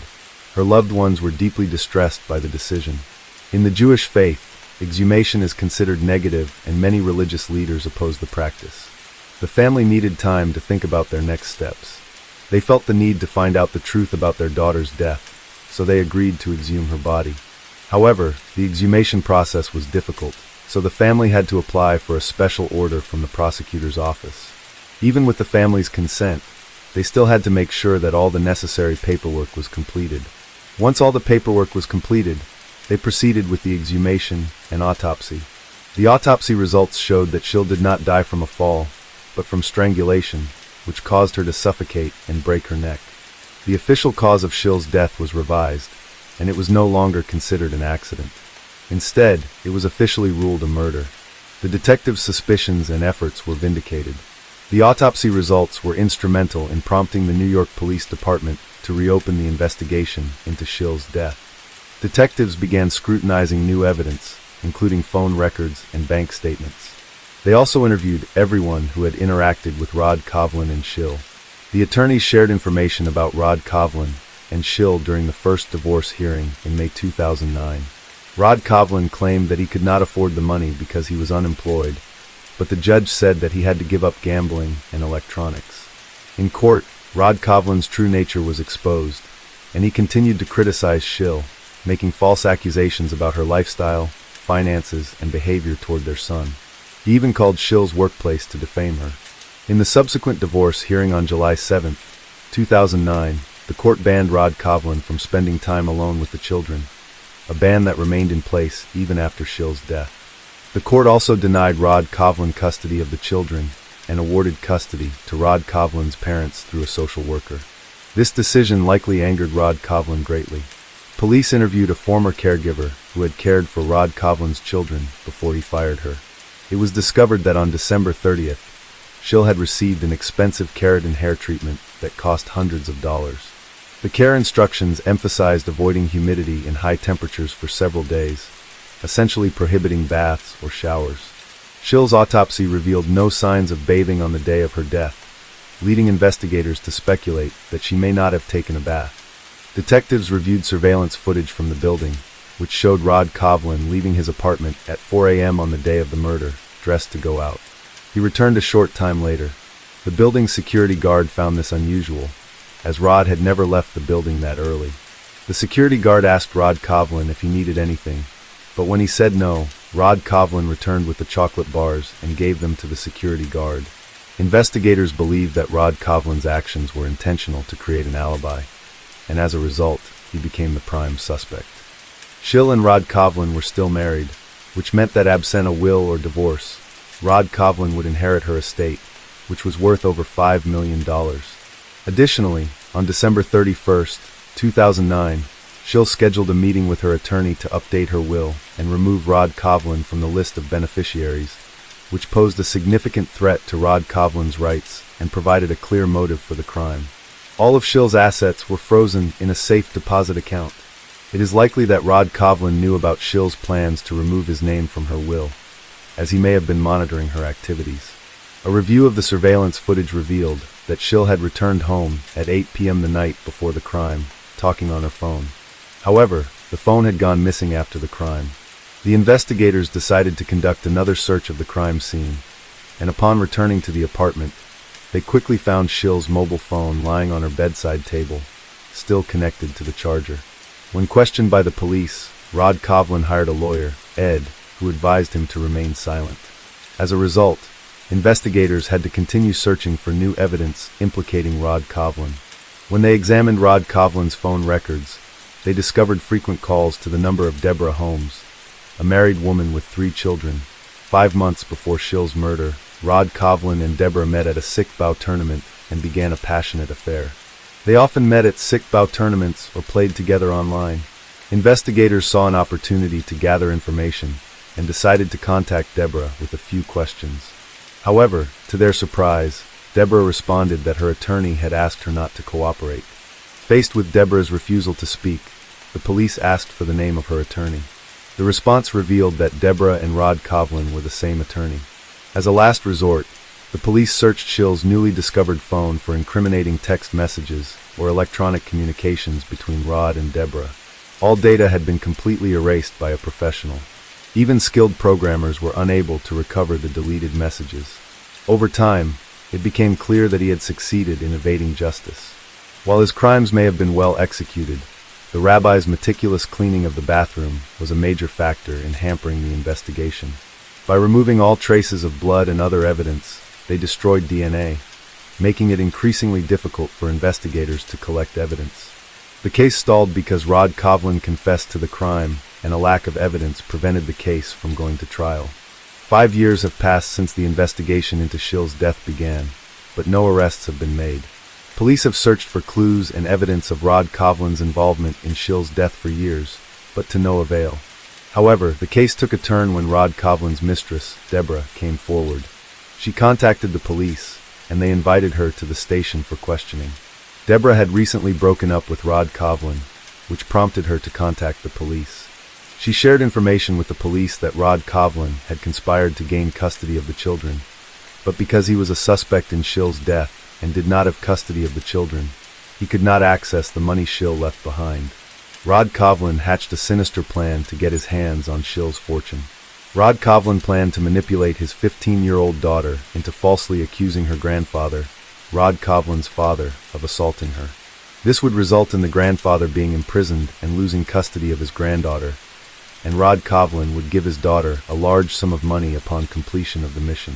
Meanwhile, Rod Kovlin had been secretly withdrawing funds from the only account he had access to, which was meant for his children's education. His parents discovered that he was misusing the money and were extremely unhappy with his lack of concern for his children's well-being. This led to a heated dispute between Rod Kovlin and his parents. Rod Kovlin's anger towards his parents escalated to the point where he considered harming them.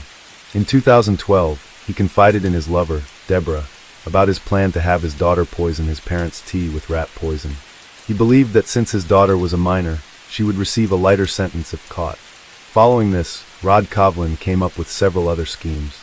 He considered burning down his parents' house and trapping them inside by jamming the doors.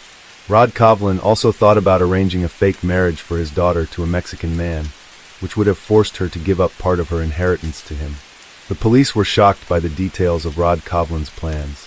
Deborah secretly collected evidence, storing a large amount of data on hard drives. Deborah realized she was dealing with a psychopath, and she waited until after she broke up with Rod Kovlin to share the evidence with the police.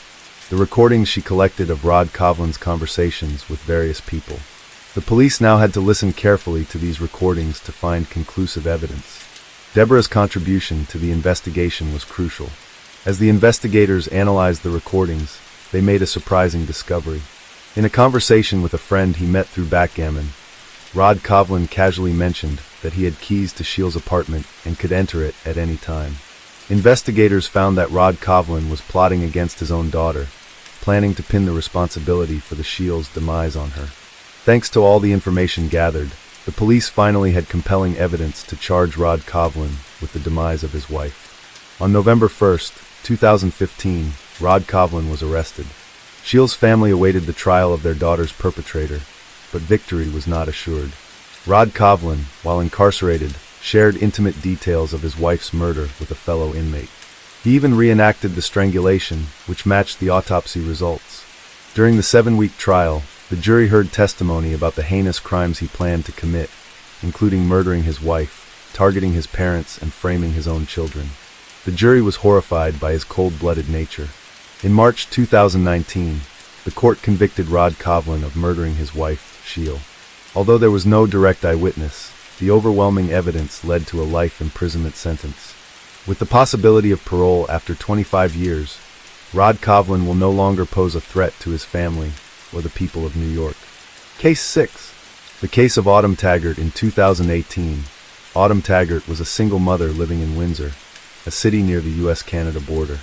She resided about a mile from the border that separates Michigan, USA, from Ontario, Canada, with her 9-year-old son, Gavin. On Saturday, June 9, 2018, Autumn, Gavin, and Chris Sherwin, Gavin's father and Autumn's ex-husband, spent the afternoon together. Despite their breakup, Autumn and Chris had remained on friendly terms, prioritizing their co-parenting of Gavin to minimize the negative effects of their divorce. By the late afternoon, they went grocery shopping together. Afterward, which Chris drove Autumn and Gavin to the building where they lived on the 3rd floor. After saying goodbye, Chris returned home. Before bed, Gavin played video games with his mother. He had no idea later that night would turn into a terrifying nightmare. Later that night, while it was still dark, Gavin woke up to a strange noise. He opened his eyes to find an unfamiliar man standing next to his bed. The stranger instructed Gavin to close his eyes and go back to sleep. Then he left Gavin's room. Gavin heard his mother scream a minute later, and the sound sent a chill down his spine, filling him with a sense of dread. A few minutes passed, and eerie silence filled the air. His mother's screams had stopped, and he eventually drifted off to sleep. In the morning, Gavin got out of bed and rushed to his mom's room. The room was in disarray, with everything smashed and destroyed. His mom, Autumn, was lying motionless on the bed. At first, Gavin thought his mother was just sleeping, but the blood on her nose made it clear something was seriously wrong. As the devastating truth set in, that his mom had passed away, it shocked him. Gavin didn't want to believe it was true. Desperate to escape the pain, Gavin spent the morning playing video games and watching YouTube, trying to distract himself from the truth. However, as the day wore on, the emotions became too much to bear. In the afternoon, Gavin broke down in tears and knew he had to tell someone what had happened. Gathering his courage, Gavin went back to his mom's room, grabbed her phone, and texted his dad, Chris, on Messenger. With shaking hands, he typed out a message, telling his dad that Autumn wouldn't wake up. As soon as Chris received the message, he and his girlfriend rushed to Gavin's house. After parking, Chris exited his car and saw his son standing behind a sliding glass door on the third floor of the building. Since Chris didn't have an electronic key to enter, Gavin came downstairs to let him in. Chris then asked his son to stay with his girlfriend while he checked on Autumn, who was not waking up. Upon entering the apartment and bedroom, Chris found Autumn pale and bruised with a bloody nose. He immediately called 911, and the police and ambulance responded to the scene. However, the paramedics declared Autumn dead due to the severity of her injuries and evidence of a struggle in the bedroom. Ruling out the possibility of an accident as investigators searched the apartment for evidence, a specialist interviewed Gavin to gather more information. The boy revealed that a stranger had entered their house and told him to go back to sleep. He reported hearing his mother's screams, which eventually stopped. Gavin also described the man he saw in his room, recalling that the man was of average height, white, and had disheveled hair, appearing as though he had just woken up. The boy's testimony described the suspect as skinny, but not extremely so. A forensic examination after Autumn's death concluded she died from strangulation, with visible signs of a prior beating and genital injuries. Male DNA was also found on Autumn's body. The police investigated to answer three main questions. How did the perpetrator gain entry to the apartment? What was the motive behind the crime? And most crucially, the identity of the suspect. The police quickly ruled out the possibility that the killer was a tenant in the building. Since Gavin was familiar with all his neighbors, and the man he saw on the night of the crime was a stranger to him, this led them to look elsewhere for a suspect.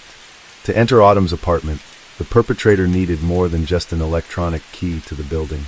However, there were no signs of forced entry on the door leading to the apartment. This initially led investigators to consider two possibilities. Autumn might have let the perpetrator in herself or forgotten to lock the door. Investigations later revealed that neither assumption was correct. The perpetrator had instead climbed to the third floor, starting from the balcony on the second floor, then accessing the apartment Autumn's as the door was open. Along with a DNA sample, the police found fingerprints at the scene and sought to identify the owner.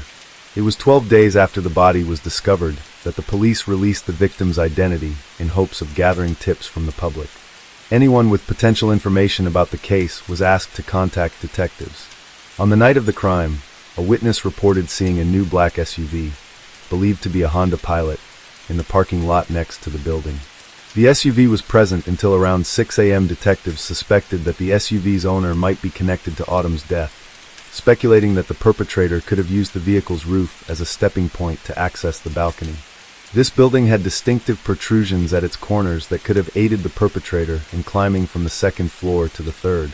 During their investigation, police analyzed mobile phone activity around Autumn's residence on the night of the incident. The nighttime occurrence actually simplified their task, as most people were asleep, resulting in fewer active phone numbers in the area. Detectives discovered that one of the phone numbers belonged to Autumn's neighbor, Michelle. Although Michelle lived in the same building as Autumn, she said in an interview with police that she knew nothing. However, phone records showed that not only was Michelle on the phone while in her apartment, but she also traveled throughout the city multiple times. Additionally, she had turned off her phone around the time of the incident. While the phone's location indicated she was either in or near her apartment at the time, the exact location was difficult to pinpoint due to the inherent margin of error in location tracking. Detectives went back to question Michelle again, sensing she was hiding something about the case. At first, she denied knowing or hearing anything, but when police warned her that withholding information could make her an accomplice, she opened up. Michelle revealed that around 2 a.m., a man named Gitesh Bogle contacted her and her boyfriend, seeking to buy an illicit substance and was interested in hiring an escort girl. Michelle and her boyfriend agreed to meet Gitesh. They first stopped at an ATM, where Gitesh withdrew cash. Then, Gitesh purchased some of the substance from Michelle and her boyfriend, who were its dealers. However, Gitesh asked them to sell him more. Michelle instructed Gitesh to drive to the parking lot near her building. Once they arrived at the building, the three of them took illicit substances. Then, Michelle and her boyfriend decided to steal the remaining drugs and escape, leaving Gitesh behind. Remarkably, before running away, Michelle hid a bag of this addictive substance in her genital area. Although the details of how she did this are not provided, it is an important fact that will become relevant later. According to Michelle, she and her boyfriend grabbed the substance and some of Gitesh's cash and ran to the building's entrance. They then entered their apartment and locked themselves in, remaining quiet and keeping the lights off. Since Gitesh didn't have an electronic key, he was unable to enter the building. He also refrained from shouting or honking his car horn, fearing someone would alert the police.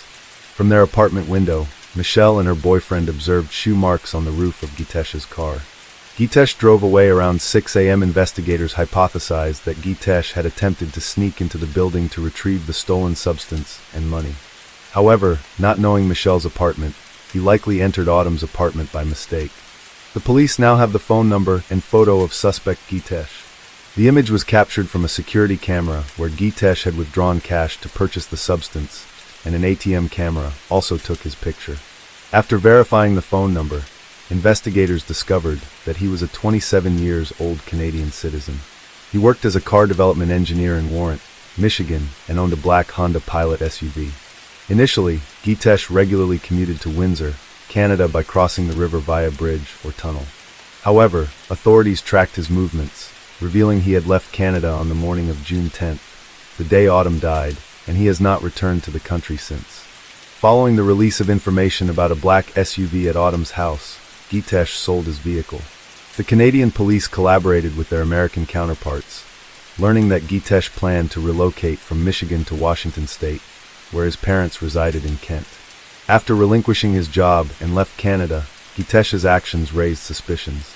Nevertheless, the police required concrete evidence to make an arrest and facilitate his extradition to Canada. To investigate Autumn's death, the Windsor police sought assistance from the U.S. National Security Agency to track Gitesh's movements.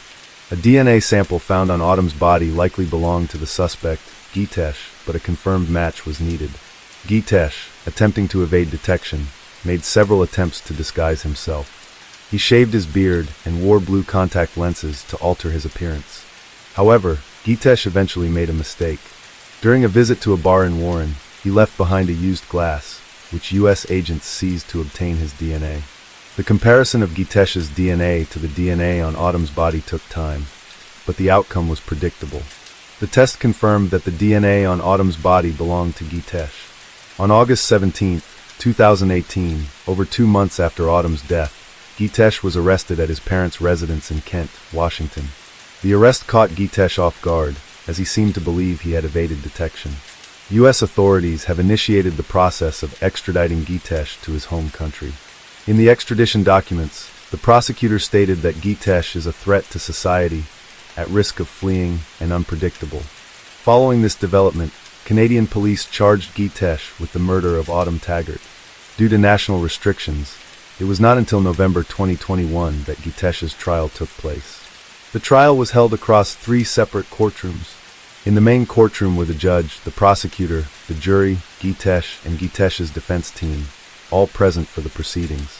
2 additional courtrooms were equipped with large screens to broadcast the trial to Autumn's family members and other attendees. During the trial, Gitesh pleaded not guilty to the first-degree murder charge. He claimed that Autumn's death was accidental. According to Gitesh, on the night in question, Michelle and her boyfriend stole money and an illicit substance from him. The incident upset Gitesh, prompting him to exit his vehicle and pursue Michelle. However, due to his intoxication from consuming a substantial amount of alcohol and substances, Gitesh's memory of that night's incident is very limited. He recalled entering Autumn's apartment after climbing onto the balcony. However, he claimed he mistook her for Michelle, someone he believed had previously robbed him, on he finding Autumn asleep in her bed. Autumn woke up and screamed, but Gitesh immediately ordered her to be quiet. However, she continued to scream, and in an attempt to silence her, he covered her mouth with his hand. Unfortunately, this action caused Autumn to suffocate. Gitesh later claimed that he did not realize he had caused Autumn death until her screaming stopped. He attempted to revive her with CPR, but it was unsuccessful. Additionally, Gitesh did not recall how Autumn sustained genital injuries or how he left her apartment. His lawyers argued that the crime was not premeditated, citing Gitesh's extreme intoxication and inability to control his actions as the reason. According to them, his actions, including covering Autumn's mouth to silence her, were not a deliberate to take her life. According to defense attorney Peter Thorning, Gitesh was too drunk to fully understand the consequences of his actions. Peter emphasized that Gitesh's behavior could be attributed to his intoxication, and that the tragic outcome was unintentional, stating, "Sometimes terrible things happen without us intending the result, and that is what happened in this case." The lawyers pointed out a crucial aspect of the case. There was no evidence that Gitesh had engaged in intercourse with Autumn. This detail is significant, as it could impact Gitesh's sentence. Although Gitesh's DNA was found on Autumn's body, it was not seminal fluid. The lawyers argued that the appearance Gitesh's DNA could be the result of cross-contamination, where DNA is transferred from one surface to another. This could have occurred through the gloves of a forensic expert, for example. Gitesh's lawyers attempted to prove that John Lord, who worked in the forensic unit during the investigation, mishandled evidence and accidentally transferred their Gitesh's DNA to Autumn's body. John Lord's responsibilities included photographing the crime scene and collecting evidence that came into direct contact with Autumn. The defense lawyer, Peter Thorning, suggested that John Lord may have caused cross-contamination by rotating the body on the bed sheet, which was seized as evidence. This action could have resulted in the transfer of DNA or fluids between the body and the sheet. During cross-examination, John Lord testified. Peter Thorning asked John Lord if he had received proper training to work as a forensic identification expert. John Lord replied that he had taken precautions to prevent cross-contamination by changing gloves between handling each piece of evidence and using his camera to take photographs. John Lord searched Autumn's room for fluids such as urine, saliva, and semen. The reason for this search is that the likelihood of a sexual assault is higher when the victim is female. During the trial, John Lord testified that he found no indication of a sexual assault based on his search for fluids. John Lord stated in court that his investigation did not reveal any signs of a sexual assault on or around Autumn's body. He also did not find any evidence of a struggle. According to John Lord, a typical struggle usually leaves behind signs such as forced entry, tampered locks, or blood spatter, but none of these indicators were found at the crime scene. In contrast, the prosecutor offered a different perspective. Referencing a past instance where Michelle hid a substance in her genital area, the prosecutor suggested that they knew about this and searched Autumn's body in the same area. He claimed that even though Gitesh used his hand, the act was still a form of assault. The prosecutor expressed strong disapproval of Gitesh's actions.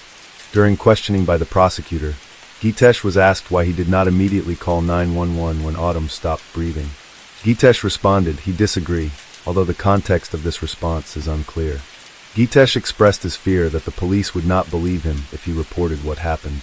During his testimony, Gitesh admitted that he had limited recollection of the incident that transpired in Autumn's room.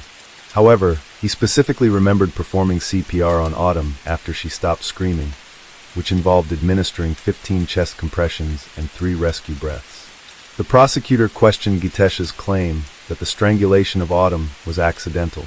The prosecutor argued that if the defendant's intention was simply to silence Autumn, he could have achieved this by covering her mouth, rather than also closing her nose. This deliberate action, the prosecutor suggested, indicates that the defendant understood the consequences of his actions. Autumn's son, Gavin, also provided testimony during the trial. Gavin's testimony was given in a separate room from the main courtroom, accompanied by a support worker. Gavin said someone came into his room and spoke to him, but he doesn't remember what they said. The person stood close to him, but they didn't touch him.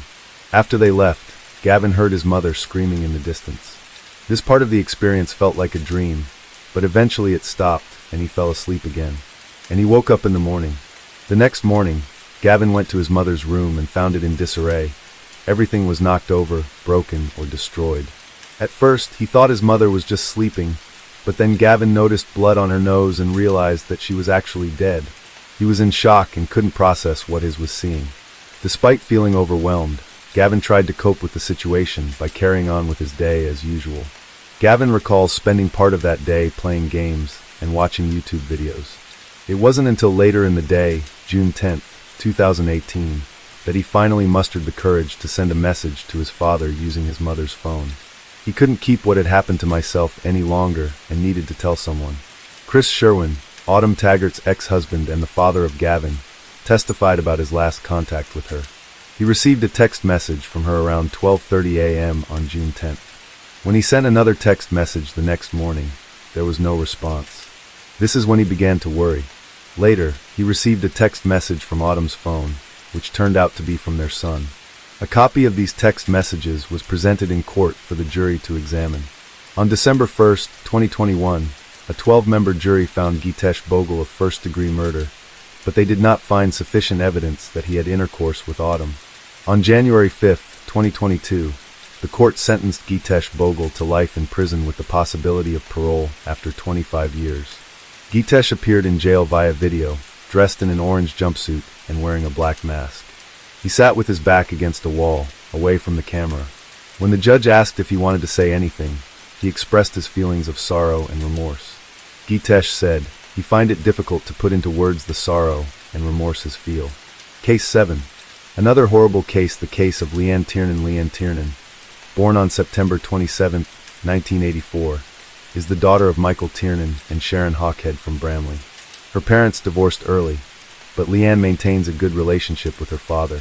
She and her sister, Michelle, live with their mother in Leeds, while their father remains a significant part of their lives. Leanne also enjoys spending time with her grandparents. She walks them to church every Sunday morning. Leanne also loves chocolate so much that an uncle has nicknamed her Chocolate Chip Niece. Leanne, a cheerful teenage student at West Leeds High School, is working hard toward her GCSEs. After studying diligently for her exams, Leanne decides to have a day out with her 15-year-old best friend, Sarah Whitehouse. Sunday, November 26, 2000, starts out bright and sunny. After church with her grandmother, she returned home and prepared to go. Shopping with Sarah, Leanne wore a black and white striped sweater, black trousers, and high black boots. She also wore a blue jacket. Her hair was tied in a French twist, which her mother loved, and she set off to meet Sarah. The two took the bus to Leeds City Centre. After shopping, they took the bus back home to Bramley. At around 4:50 p.m., they got off the bus and walked a short distance to Sarah's house before parting ways. Sarah saw Leanne walking towards Howley Gill. It was a deserted, unlit path in the woods, a shortcut that Leanne's mother had forbidden her to take at night. However, since it was still light, Leanne felt safe on this public path. It was only a 20-minute walk home. When Sarah called Leanne's house at 5:20 p.m. to talk, she was surprised to find that Leanne had not yet returned home. Sharon immediately called Leanne's cell phone to look for her, but there was no response. Sharon continued to call several times, but the phone only rang a few times before going dead. Finally, at 7:00 p.m. that evening, Sharon called the local police station to report her daughter missing. That same night, the family went to the local church to get flashlights to search the area. In the early morning, Leanne's was looked for, but there was no answer and no sign of her. West Yorkshire Police, led by Inspector Chris Gregg, launched an intensive search for her. It was a daunting task, with the area home to more than 700 houses, vacant lots, woodlands, canals, drains, and wells, many potential hiding places for the teenager. Despite the difficulties, the police were determined to find a way to bring Leanne home safely. Helicopters patrolled overhead while uniformed officers and sniffer dogs searched every nook and cranny of the streets. Litter collection was temporarily suspended to ensure that no evidence was lost. However, after a week, there was still no trace of Leanne. Investigators retraced Leanne's last steps. They were assisted by Leanne's 19-year-old sister, Michelle, and her best friend, Sarah. Michelle wore the clothes Leanne had been wearing and followed the route her sister had taken when she missing. "We tried our best, but we hoped that she had run away and that nothing bad had happened," Michelle later said. When the story was broadcast on TV, several witnesses contacted investigators to say they had seen a man walking a black and tan dog in the Howley Gill area just an hour before Leanne got off the bus to go home. Investigators sketched out a general description of the man, about 5 feet 1 inch tall, with a stocky build and a round face that may have been scarred. He was seen wearing a 3/4 length waterproof jacket and dirty jeans, along with a black beanie. Police quickly alerted the public and received numerous calls. All of the dog owners became suspects. Ultimately, 70 dog owners were identified, but all were ruled out as suspects. The case has gone cold, as there is little new information to go on. However, the public continues to support Leanne Tiernan's family and is doing everything it can to keep her story in the spotlight. Sean Clark, a father of 3 from Leeds, heard about the case and offered a £10,000 reward for information, leading to Leanne being found safe. Iceland Foods, a supermarket chain, has printed Leanne's picture and details on milk cartons sold in stores across the country. Flyers and signs featuring Leanne in her uniform and the words, "Have you seen me?" have appeared in towns and cities. The police have received some information and have been able to confirm sightings of Leanne in areas as far afield as Doncaster and Blackpool, but all the information and reports of sightings have not brought them any closer to finding her. Leanne's parents have been in the media, making desperate appeals for the public to help find their daughter. It has been a very dark Christmas for Leanne's family and loved ones. Leanne's father left Christmas presents under the tree for his missing daughter, and the Life CD that Michelle had bought for Leanne has remained unopened. Months have passed since they began searching for her. They have sometimes felt depressed, fearing that she had been kidnapped and would never return. But Michelle said we couldn't believe it. Every day when we didn't hear from her, we would ask ourselves, is she coming home today? In the end, more than 2,000 homes, sheds, and outbuildings along the route they believe Leanne took on her way home from the shopping trip were searched. A detective explained, "We had to establish the route she might have taken. We called it the Red Route." Police took DNA samples from more than 140 men in the area and carried out searches at various locations across Leeds. However, they found no trace of the young woman. Her family and friends remained hopeful that she would return safely. On August 20th, 2001, 9 months after Leanne went missing, police found a body in Woodland in North Yorkshire. This ended any hope that Leanne, alive. Police called the family to inform them of the discovery. On the day Leanne's classmates returned to school to collect their GCSE results, Mark Bisson was walking his 2 dogs in Linley Woods, a densely wooded area just inside the North Yorkshire County border. He came across what looked like a pile of rubbish, but it turned out to be a floral quilt. He loosened the string holding the quilt together and found what looked like a body wrapped in bin bags. Police arrived at the scene and completely removed the blanket and 9 thick green garbage bags, revealing a clothed body. The victim's hands were tied behind her back with 3 yellow cable ties, and a leather dog collar was tightly secured around her neck. Investigators pulled the black garbage bag off her head to reveal the decomposing face of a young woman. At the time of her discovery, authorities were unable to determine the exact cause of death, but there was a suggestion that strangulation may have been the cause. This was not the first time a body had been found at the site. In 1992, the body of Yvonne Fitt was discovered in the same area, and the killer was never caught. Detectives hope this case will not end in the same way. Fingerprints identified the body as that of Leanne Tiernan. An autopsy revealed that she had been strangled with a plastic cable, resulting in her death. The disappearance has been classified as a murder. Authorities believe that the perpetrator is a local people. First, Leanne's body was found 16 miles from where she was last seen. Additionally, the yellow cable used to bind her hands came from the British postal system, specifically used by Royal Mail or Parcel Force. Finally, the green bin bags in which Leanne was wrapped came from Morrison's, a large grocery chain with 2 stores in the area. DNA samples were collected from people involved, such as family members, friends, and known sex offenders in the area, in an attempt to match DNA. On September 28th, the day after Leanne's 17th birthday, she was buried at Sanford Methodist Church in Bramley, Leeds. The church where Leanne was baptized was filled with hundreds of people paying their respects. Many spilled out onto the streets to honor her memory and share stories of Leanne's life and optimism. All attendees were dressed in brightly colored clothing. Leanne's mother, sister, and close friends, along with others, carried a white coffin into the church. A wreath bearing the words, "Night Night Baby," and the Guns N' Roses song, "November Rain," were featured at the service. The congregation sang her favorite hymns, including "Give Me Oil in My Lamp, and Ye Shall Go Out with Joy." Inspector Chris Craig was among those who attended Leanne's funeral. When he saw Leanne's coffin being brought to Hilltop Cemetery, where she was laid to rest, his determination to find her killers and bring them to justice grew stronger than ever. After conducting tests on a sample of the victim's heart tissue, the medical examiner concluded that the victim had been murdered on the day of her abduction and that the body had been refrigerated for months. Several weeks before the victim was found, the killer attempted to dispose of the body by dumping it in a public dumpster, covered with a blanket. The killer likely hoped the body would end up in a landfill, but that did not work. Worse still, the killer hid the body so well that it made it extremely difficult to collect forensic and DNA evidence. Law enforcement hoped to make a quick breakthrough in identifying the killer.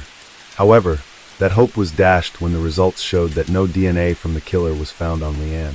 They decided to investigate the items found with her. Investigators discovered dog hair on Leanne's clothing, leading them to believe they could profile the pet's DNA, and from there, identify the killer. The hairs were sent to a university in Texas, which had developed a technique for profiling pet DNA. However, the university was only able to identify a partial DNA profile of the dog. This was the first time a dog's DNA profile had been collected in a case in the UK, but there was no dog to compare it to, so the results were not used. The scarf found around Leanne's neck, which contained her hair, was a vital clue. Investigators tested the hairs for DNA and created a DNA profile. They then focused on a dog collar that had been used to wrap the liner around the victim's neck. The collar was manufactured by Armitage Leather Products in Nottingham.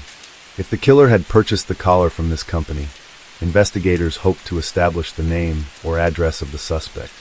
The company had reported that it had sold its products to 220 different wholesalers across the UK and had provided sales receipts to the police. Investigators began contacting each company to see if they had any records of sales to the Leeds area of West Yorkshire. They gained a lot of useful information from this investigation. Pet Pajamas, a mail order for a company based in Liverpool, had sold 3 leather collars and leashes from Armitage. Information about these 3 customers was passed on to investigators and began looking into their backgrounds. One of these customers quickly became a suspect. His name was John Taylor, and he lived in Bramley, just about 3/4 of a mile from where Leanne missing. This suspect had been mentioned earlier in the investigation.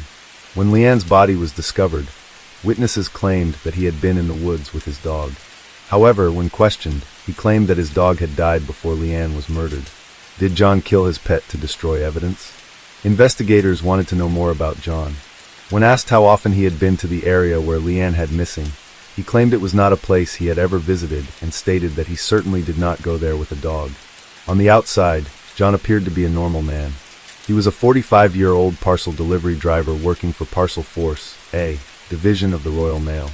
His only previous conviction was for stealing a suit of clothes when he was 15. John was married and had 2 children, a son born in 1981 and a daughter born in 1983. The couple divorced in 1996. John lived alone in a terraced house on Cockshot Road in Leeds. However, there were concerns that he enjoyed torturing the animals he hunted. His neighbors thought he was a normal person, but they had witnessed him catching torturing rabbits, as well as stabbing a fox several times during his poaching trips. He also seemed to enjoy killing pheasants. After moving to his new home on Cockshot Road in 1982, John began keeping and breeding dogs and ferrets. His wife at the time, Janet, was usually proud of their home, but the stench from the animal feces gradually affected their marriage. She tolerated the situation until one day when he brought home 2 large owls to raise in the house. The owls lived on a diet of newly hatched chicks, which he had bought by the thousands and stored in a large freezer on the property. Janet eventually decided to file for divorce.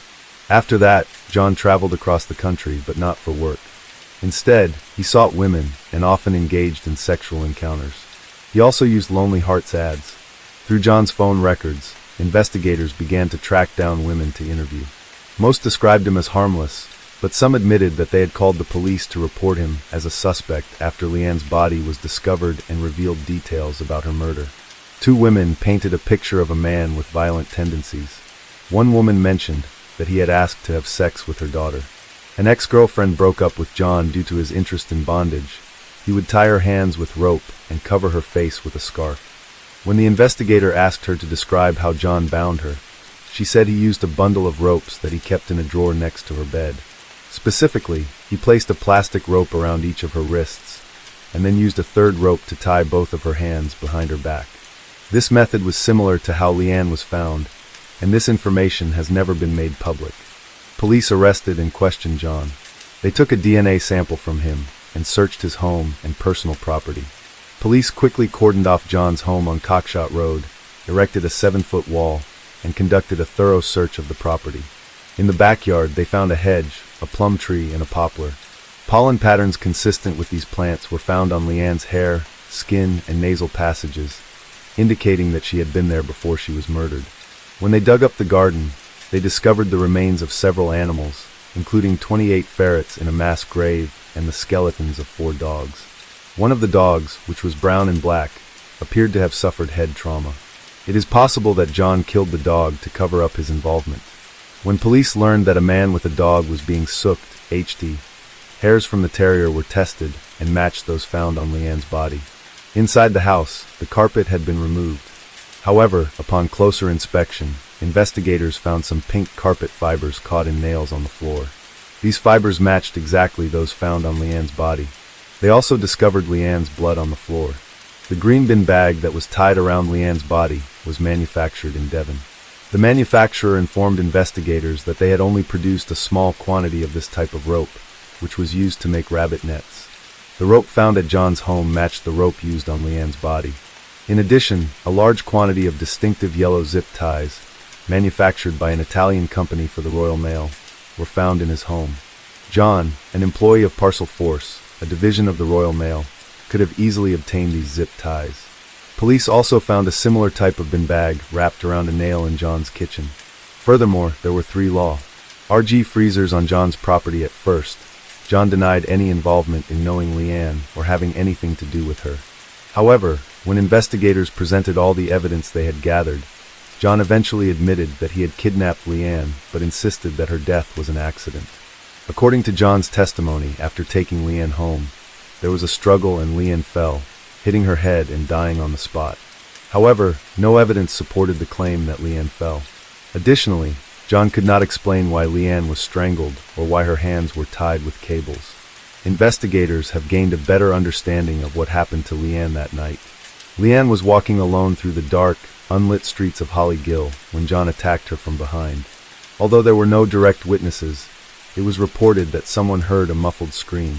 John covered her mouth and eyes with a scarf, wrapped her in a coat, and took her to his home, which took 22 minutes.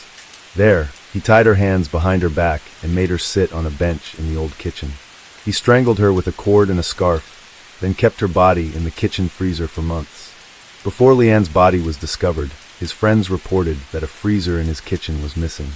Investigators believe that the freezer may have been damaged, prompting John to dispose of Leanne's body, a decision that ultimately led to his arrest. On February 15, 2002, John Taylor, 46, was convicted of Leanne's murder and kidnapping. He was sentenced to 2 life terms and must serve 20 years before he can be considered for parole. Investigators believe this was not John's first crime. The way he hid and disposed of the body was carefully planned, suggesting he had committed offenses before. After police identified John's DNA in a database, they linked him to 2 previous attacks. The first attack occurred on October 18, 1988, when John, wearing a mask and wielding a knife, attacked a 32-year-old woman. NS. She walked past Holly Gill to pick up her children from school. The second incident occurred on March 1, 1989, when John, wearing a mask and wielding a knife, broke into the home of a 21-year-old mother. He dragged her into a bedroom and attacked her, stripping, blindfolding, and gagging her before assaulting her, while her 18-month-old daughter cried in the next room. John received 2 additional sentences for these crimes. In the years that followed, police conducted a nationwide review of unsolved cases similar to Leanne's. In 2018, John admitted to a series of sexual offenses against 5 women between 1977 and 1996, highlighting the seriousness of his misconduct. In another incident, he held a woman at knife point and forced her to perform a sexual act on him in 1977, just before Christmas. John Taylor was sentenced to life in prison for assaulting and attacking a barmaid. He is currently serving his sentence at Wakefield Prison, a maximum security facility also known as Monster Mansion, which houses many dangerous criminals who have committed extremely serious crimes. John has been implicated in nearly 10 unsolved murders. Among them is the murder of Yvonne Fitt, a 33-year-old woman whose body was found in a shallow grave about 100 yards from where Leanne's body was dumped in 1992. Lindsay Reimer, a 13-year-old girl, also missing after leaving home to run an errand, and her body was found 5 months later in a canal less than 20 miles from John's home in Bramley. Deborah Woods was found at Elite train station. She was discovered in a bin bag, wrapped in bedding after being stored in a cold storage room. Rebecca Hall, a prostitute, died in Bradford, along with several others. Questions remain about how many murders and attacks John may have committed, and how long he may have evaded capture. That he has managed to avoid arrest for so long is concerning. Case 8. The case of Sylvia Likens. Sylvia Marie Likens was born on January 3, 1949, in Lebanon, Indiana, USA, to carnival workers Lester Likens and his wife Betty Likens, formerly Grimes. She was the third of 5 children, with 2 older twins, Daniel and Diana, and 2 younger twins, Benny and Jenny. Sylvia's younger sister Jenny had polio, which left her with a significantly weakened leg, causing her to limp noticeably. She had to wear a steel brace on her leg to help her walk. Sylvia's parents had a tumultuous marriage, with constant moving and financial struggles. They worked at carnival booths throughout Indiana during the summer, selling candy, beer, and soft drinks.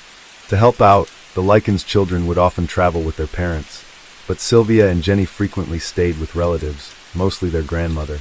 This arrangement not only kept the young girls safe, but also allowed them to have a more stable education. From a young age, Sylvia took on various responsibilities, including babysitting, running errands for neighbors and friends, and completing household chores like ironing clothes. In doing so, she earned some money, which she used to buy things for herself and occasionally shared with her mom. Those who knew her described Sylvia as a friendly, confident, and charming girl.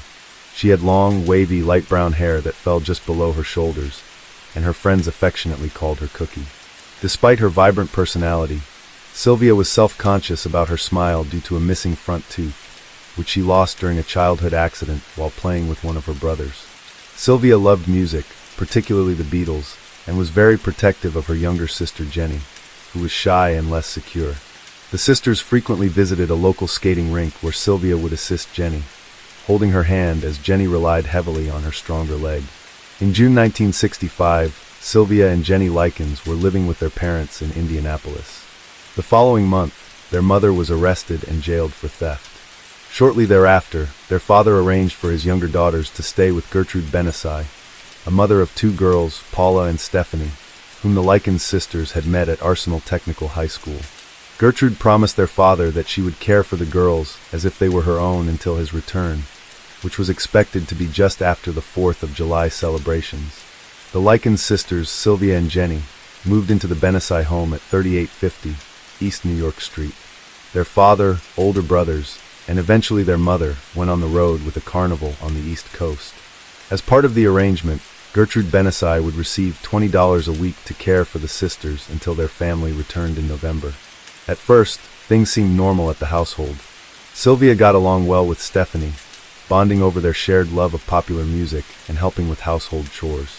The Likens sisters regularly attended Sunday school with the other Benesai kids, and the pastor often commended Sylvia for her kindness and respect for sacred matters.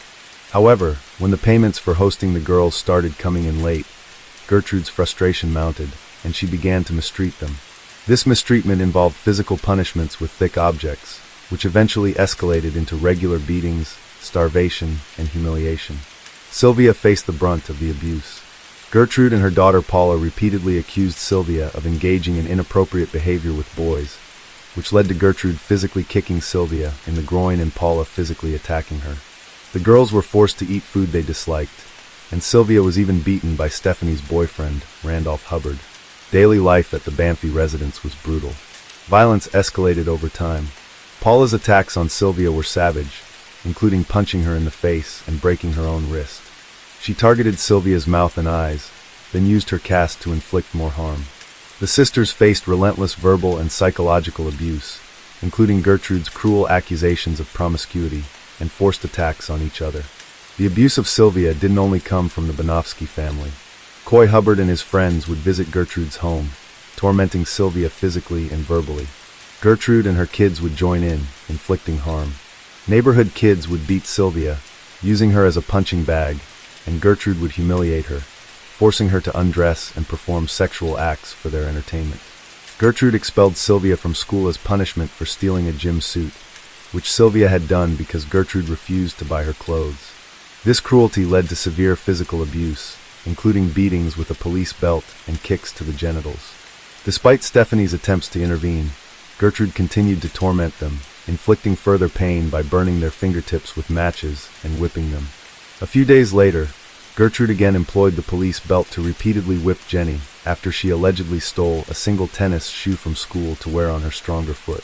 Due to the escalating frequency and brutality of the torture and mistreatment, Sylvia gradually became incontinent, a condition for which she was denied access to the bathroom and forced to wet herself as further punishment.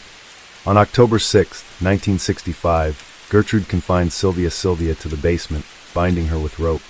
She often kept Sylvia naked, providing her with minimal sustenance and frequently denying her water. Sylvia was consistently tied to the stair railing in the basement, her feet barely touching the ground. The Banfi family would occasionally interrupt their physical and emotional torment to watch their favorite TV shows. Neighborhood boys would even pay 5 cents each to view Sylvia's body on display, participating in her humiliation, beating, burning, and mutilation during her captivity in the basement. Gertrude and her restrained and silenced Sylvia then submerged her in a bathtub of scorching hot water. Next, they rubbed salt into her injuries. After this incident, an anonymous caller, who was the father of a neighborhood boy named Michael John Monroe, contacted Arsenal School to report that a girl with severe skin lesions was living at the Banfi household. Since Sylvia had been absent from school for several days, a school nurse visited Gertrude's residence to investigate. Gertrude claimed to the nurse that Sylvia had run away from home the previous week and that she was unaware of her current whereabouts. She also alleged that Sylvia's skin lesions were a result of her poor personal hygiene and that she was a negative influence on both her own children and her sister. The school did not pursue any further investigation into Sylvia's whereabouts or well-being. In mid-October, John Benazzi Jr. subjected Sylvia to a cruel and sadistic prank. He offered her a plate of soup, only to swiftly pull it away as she attempted to eat with her hands, which was difficult for her due to her severe malnutrition. Afterwards, Gertrude permitted Sylvia to sleep upstairs, but warned her that she must not wet the bed. Before going to sleep, Sylvia quietly asked Jenny for a glass of water, hoping to avoid dehydration. However, the next morning, Gertrude found that Sylvia had urinated on herself, and as a punishment, forced her to perform a humiliating and degrading act, masturbating with a glass bottle in front of the Bambi children. Shortly thereafter, Gertrude shouted for Sylvia to return to the kitchen, then ordered her to strip naked before proclaiming that she had branded her daughters, and now she was going to brand her. Gertrude began carving the words, "I'm a prostitute and proud of it," onto Sylvia's abdomen with a heated needle. When Gertrude was unable to complete the markings, she instructed 14-year-old Richard Hobbs to finish etching the words into Sylvia's flesh while she took Jenny to a nearby grocery store. In what Hobbs would later insist were short, light etchings, he continued to brand the text into Sylvia's abdomen as she clenched her teeth and moaned. Richard and 10-year-old Shirley forcibly took Sylvia to the basement. There, they attempted to inflict a burn on Sylvia's body, specifically beneath her left breast, using an anchor bolt to create a mark resembling the letter S. However, due to their mistake of applying part of the loop in reverse, the resulting deep burn scar would instead look like the number 3. On that grim night, after enduring terrible abuse, Sylvia told her sister Jenny that she knew Jenny didn't want her to die, but she was sure she was going to die. The next day, Gertrude woke Sylvia and forced her to write a letter while dictating its contents. The plan was sinister. They intended to deceive Sylvia's parents into believing that Sylvia had run away from the Banfi residence. The content of this letter was intended to frame a group of anonymous local boys for extensively abusing and mutilating Sylvia after she had initially agreed to engage in sexual relations with them. After writing the letter, Sylvia was again tied to the basement stair railing, while Gertrude finalized her plan to abandon her in Jimmy's forest with the help of John Jr. and Jenny. Gertrude offered Sylvia cookies, but she refused, saying, "Give them to the dog, I don't want them." Enraged, Gertrude forced the cookies into Sylvia's mouth, and then she and John brutally beat her, targeting her stomach. On the morning of October 26th, Sylvia's condition had deteriorated. She could hardly speak or control her movements. Gertrude brought her to the kitchen, propping her against the wall, and tried to feed her a donut and a glass of milk. However, Sylvia struggled to hold the glass, which further infuriated Gertrude, who tossed her to the floor before returning her to the basement. Soon, Sylvia became delirious, repeatedly moaning and muttering incoherently. When Paula asked her to recite the alphabet, Sylvia couldn't get past the first 4 letters and was unable to stand up from the floor. Sylvia faced neighborhood bullies in the basement. She pointed out familiar faces, shouting names. After a failed attempt to bite a rotten pear, Jenny reminded her she couldn't feel her teeth, having lost one at 7. Exhausted and desperate, Sylvia tried to escape, but collapsed. Gertrude punished her brutally, striking her head and knocking her out. Shortly after, at 5:30 p.m., Richard Hobbs returned to the Banfi residence and rushed to the basement, where he found Stephanie crying and cradling Sylvia's frail, wounded body. After their mother instructed Stephanie to clean Sylvia's body, she and Richard decided to give Sylvia a warm, soothing bath and dress her in fresh clothes. They laid her on a mattress in one of the bedrooms, where she whispered her final wish, for her father to be by her side or to be taken home. After suffering severe punishment and weakening from starvation, Sylvia finally succumbed to her injuries and died. When Stephanie realized Sylvia wasn't breathing, she attempted to perform mouth-to-mouth resuscitation, while Gertrude hysterically screamed at the children in the house that Sylvia was faking her own death. Initially, Gertrude struck Sylvia's lifeless body with a book, yelling at her that she was lying and pretending, in a futile attempt to rouse her. Soon, overcome with panic, Gertrude instructed Richard Hobbs to call the authorities from a nearby payphone. When the police arrived at the address around 6:30 p.m., Gertrude escorted the officers to the bedroom, where she revealed Sylvia's brutally beaten and mutilated body lying on a dirty mattress. She then handed over the letter that Sylvia had been coerced into writing. Gertrude claimed to have cared for the young girl for over an hour before her death, applying antiseptic to her wounds in a futile attempt at first aid. According to Gertrude, Sylvia had run away from home with a group of teenagers, returning to her house that afternoon, bare-chested and clutching the note. Having declared to everyone in the house that Sylvia's death was meant to happen, Paula looked at Jenny and calmly said that if Jenny wanted to live with them, they would treat her like their own sister. Following instructions she had received before the police arrived, Jenny recited the rehearsed version of the events leading up to Sylvia's death, before whispering to the officers to take them away, and that she would tell them everything. The formal statement from Jenny Likens led to the arrest of Gertrude, Paula, Stephanie, and John Jr. Benazzi on suspicion of Sylvia's murder, just hours after her body was discovered.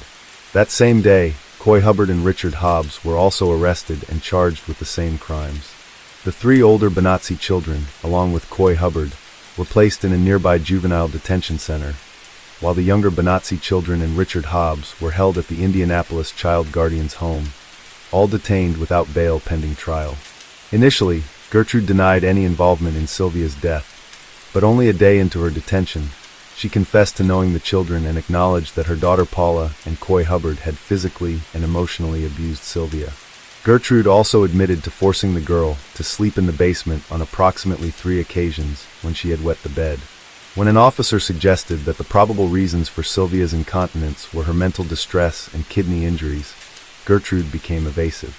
Paula showed no remorse, signing a statement that admitted to repeatedly beating Sylvia.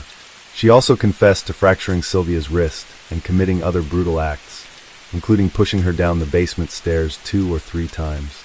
John Jr. confessed to whipping Sylvia once and frequently using his fist to abuse her, also admitting to burning her with matches on multiple occasions. The autopsy of Sylvia's body revealed over 150 separate injuries across her body, and she was severely emaciated at the time of her death. The injuries varied in location, nature, severity, and healing stage, including burns, severe bruises, and extensive damage to muscles and nerves. Her vaginal cavity was swollen and nearly closed, although an examination determined her hymen was still intact, debunking Gertrude's claims that Sylvia had been 3 months pregnant and the accusations of prostitution and promiscuity. Case 9. Martha McKay's family history was deeply rooted in wealth and legacy. Her great-grandfather, Colonel Robert Snowden, was a Confederate Civil War veteran who began laying the foundation for the family's fortune after returning home to Memphis, Tennessee after the war. He did it by accumulating land and properties and pursuing lucrative business ventures. The Colonel's marriage to and Overton Brinkley brought further prosperity to both families, and was the daughter of Robert Campbell Brinkley, a railroad and real estate tycoon responsible for the Peabody Hotel and parts of downtown Memphis. Her father also played a key role in the development of the Memphis to Little Rock Railroad, spurring regional growth and founding the town of Brinkley, Arkansas, named after the prominent family. The family's wealth and influence continued to flourish through subsequent generations. Their son, Robert Brinkley Snowden, and grandson, Robert Snowden II, continued to acquire land. By the early 1900s, grandson Snowden II and his wife, Grace, acquired 1,000 acres of land along peaceful Horseshoe Lake, Arkansas, the location central to this case. Horseshoe was a picturesque lake located about 30 miles from Memphis. It was on the lake that Robert and Grace built their home, the Snowden house. During their time in the home, it was transformed into an impressive 6,000 square foot mansion. With its marble floors and grand staircase, it was the crown jewel of the family's legacy. Initially, the home served as a family retreat where they would host lavish weddings, summer gatherings, and family celebrations. The family had other properties on the 1,000-acre lake as well. Robert and Grace had 5 children, who all grew up in the Snowden house, then went off to start their own families. But when Robert passed away, he left one of his daughters, Sally, the task of managing the estate in his place. Having weathered multiple failed marriages, Sally returned to the 30-cabin Snowden house to pick up the reins. Under her oversight, the property flourished, transitioning into a venue for weddings, reunions, and other events. This shift marked the house's gradual conversion into a bed and breakfast, a vision that would later be fully realized by Sally's daughter, Martha McKay. But being a rich, prominent family in the community did not make them immune from tragedy. In 1996, Sally Snowden McKay was in her mid-70s. One summer morning in September, she and her 52-year-old nephew, Memphis blues musician Joseph Lee Baker, were at one of their Horseshoe Lake properties. Joseph was very well known and loved in the local music scene, often performing at local venues, and even having performed in the past at the Memphis Country Blues Festival. He lived on the lake with his wife and 3 children, and also taught at the local high school. But on that summer morning, on the lake where the wealthy family had shared so many fond memories, a brutal crime would take place against the seemingly untouchable family that would shock everyone. Just a few houses down from the Snowden house, at the home Sally and Joseph were in at the time, 16-year-old Travis Lewis had broken in, presumably in an attempted robbery, thinking that no one was home. Travis wasn't just a random intruder. His grandparents actually rented their home from the McKays, and his mother Gladys worked as a housekeeper at the Snowden house. Joseph had also once been Travis' high school English teacher. The young teen had a criminal history, including a conviction for assault. Familiar with the family and their routines, Travis saw an opportunity for a burglary. But when he found Sally and Joseph inside the home, things went terribly wrong. Panic set in, and in a desperate attempt to avoid being caught, Travis shot them both. To cover his tracks, he set the house on fire, then tried escaping in Sally's car. But that didn't go well either. Travis crashed and flipped the car into a ditch about a mile from the house, leaving it wrecked and abandoned. And although he had bashed his head on the windshield, he still managed to escape on foot. Back at the scene, firefighters were alerted almost immediately to the fire, which had engulfed the home. After the fire was contained, they discovered Sally and Joseph's bodies. Autopsy reports would later show that they were both shot and killed before the fire was set. Shortly after the murder, neighbors discovered Sally's crashed and abandoned car as well. Police launched a search for the suspect, matching the assailant's description. Meanwhile, the loss of the 2 prominent family members sent shockwaves through the community. It wasn't just that a violent crime had taken 2 lives. It was the fact that it happened in a place so deeply intertwined with the family and the city's history. It didn't take long for authorities to close in on Travis. His fingerprints were found at the scene, and under questioning, he confessed to being at the estate but claimed that he had an accomplice, and that accomplice was the one who actually shot Sally and Joseph. The story didn't hold up. The person he named had an ironclad alibi. The evidence pointed to Travis alone, and there was no evidence of anyone else being involved. The prosecution tried Travis as an adult, and faced with a possible death sentence, he pleaded guilty to avoid trial. He accepted a plea deal, which resulted in him being sentenced to 28.5 years in prison, with the possibility of parole after serving 70% of his time. The McKay family was comfortable with the plea deal, not wanting to go through the emotional strain of a trial, particularly since the case had already amassed a near-cult following due to Joseph's popularity on the blues scene. It seemed like justice had been served, but Travis's sentence would not mark the end. After Sally and Joseph's murders, one of Sally's sisters, Edith Snowden Dewey, stepped in to take over the family business. But then in 2004, shortly before Edith passed away, it was time to hand over the reins to the Snowden house again. This time to Sally's daughter, Martha McKay. Born into the prominent Snowden family, Martha grew up spending summers at the Snowden house. Those idyllic summers foster her love for the estate. So after having mourned the loss of her mother at the hands of Travis, and after living for years on the West Coast, Martha returned to Horseshoe Lake to buy the Snowden house from her family located just a few doors down from where her mother was murdered 8 years earlier. She meticulously renovated the home, transforming it into an elegant, luxurious bed and breakfast and wedding venue. Known for her charisma, Martha became known as the Lady of the Lake. The Snowden house evolved into a destination known for its upscale vacation homes and became a popular gathering place for artists, businessmen, and socialites. Under Martha's direction, it became one of Memphis' most sought-after event venues, especially for weddings. In a 2015 interview with Memphis Magazine, Martha reflected on her childhood at Horseshoe Lake, describing it as nothing short of magical, stating, "I felt like I was royalty. With the big house and servants. Everything was fresh from the garden. Fresh eggs and all. We even had a peach orchard. We swam every day. It was just ideal." Martha enjoyed hosting events at the estate and became a beloved figure within the local community. To those who knew her, this came as no surprise, as many described her as a kind and compassionate person who genuinely cared for others. And it wasn't just talk. Martha worked hard to ensure her actions reflected her values. She developed a deep interest in Buddhism and eventually embraced the practice herself. Through Buddhism, she focused on letting go of as part of her personal growth, focusing instead on its teachings of compassion and forgiveness. She was determined that her forgiveness would be genuine. She fully committed to it, both in thought and in action.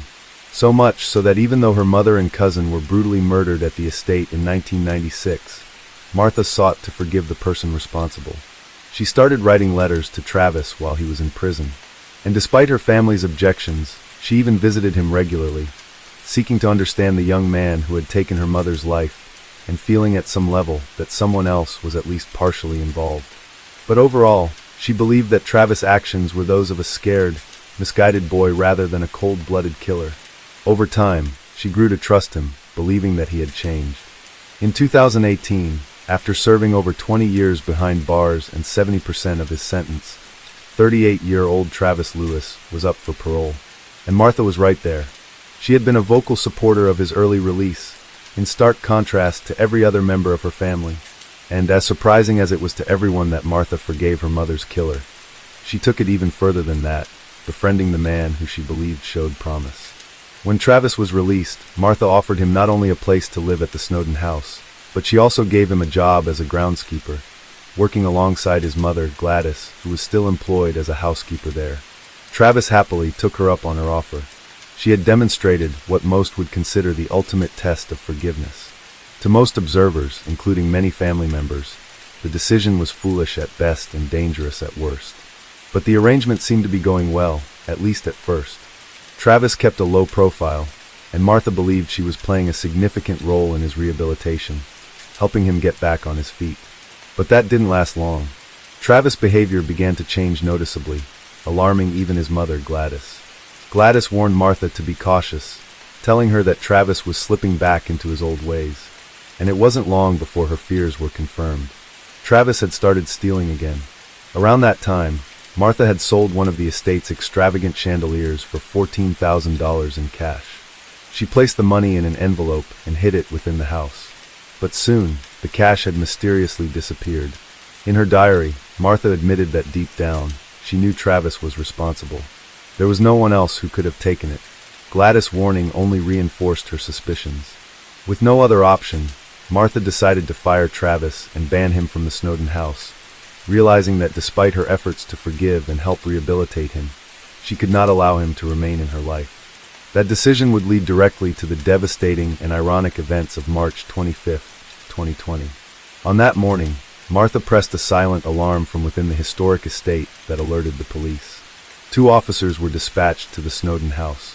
Once there, they saw that the back door was wide open. They went inside to investigate and found Martha's body at the top of the stairs.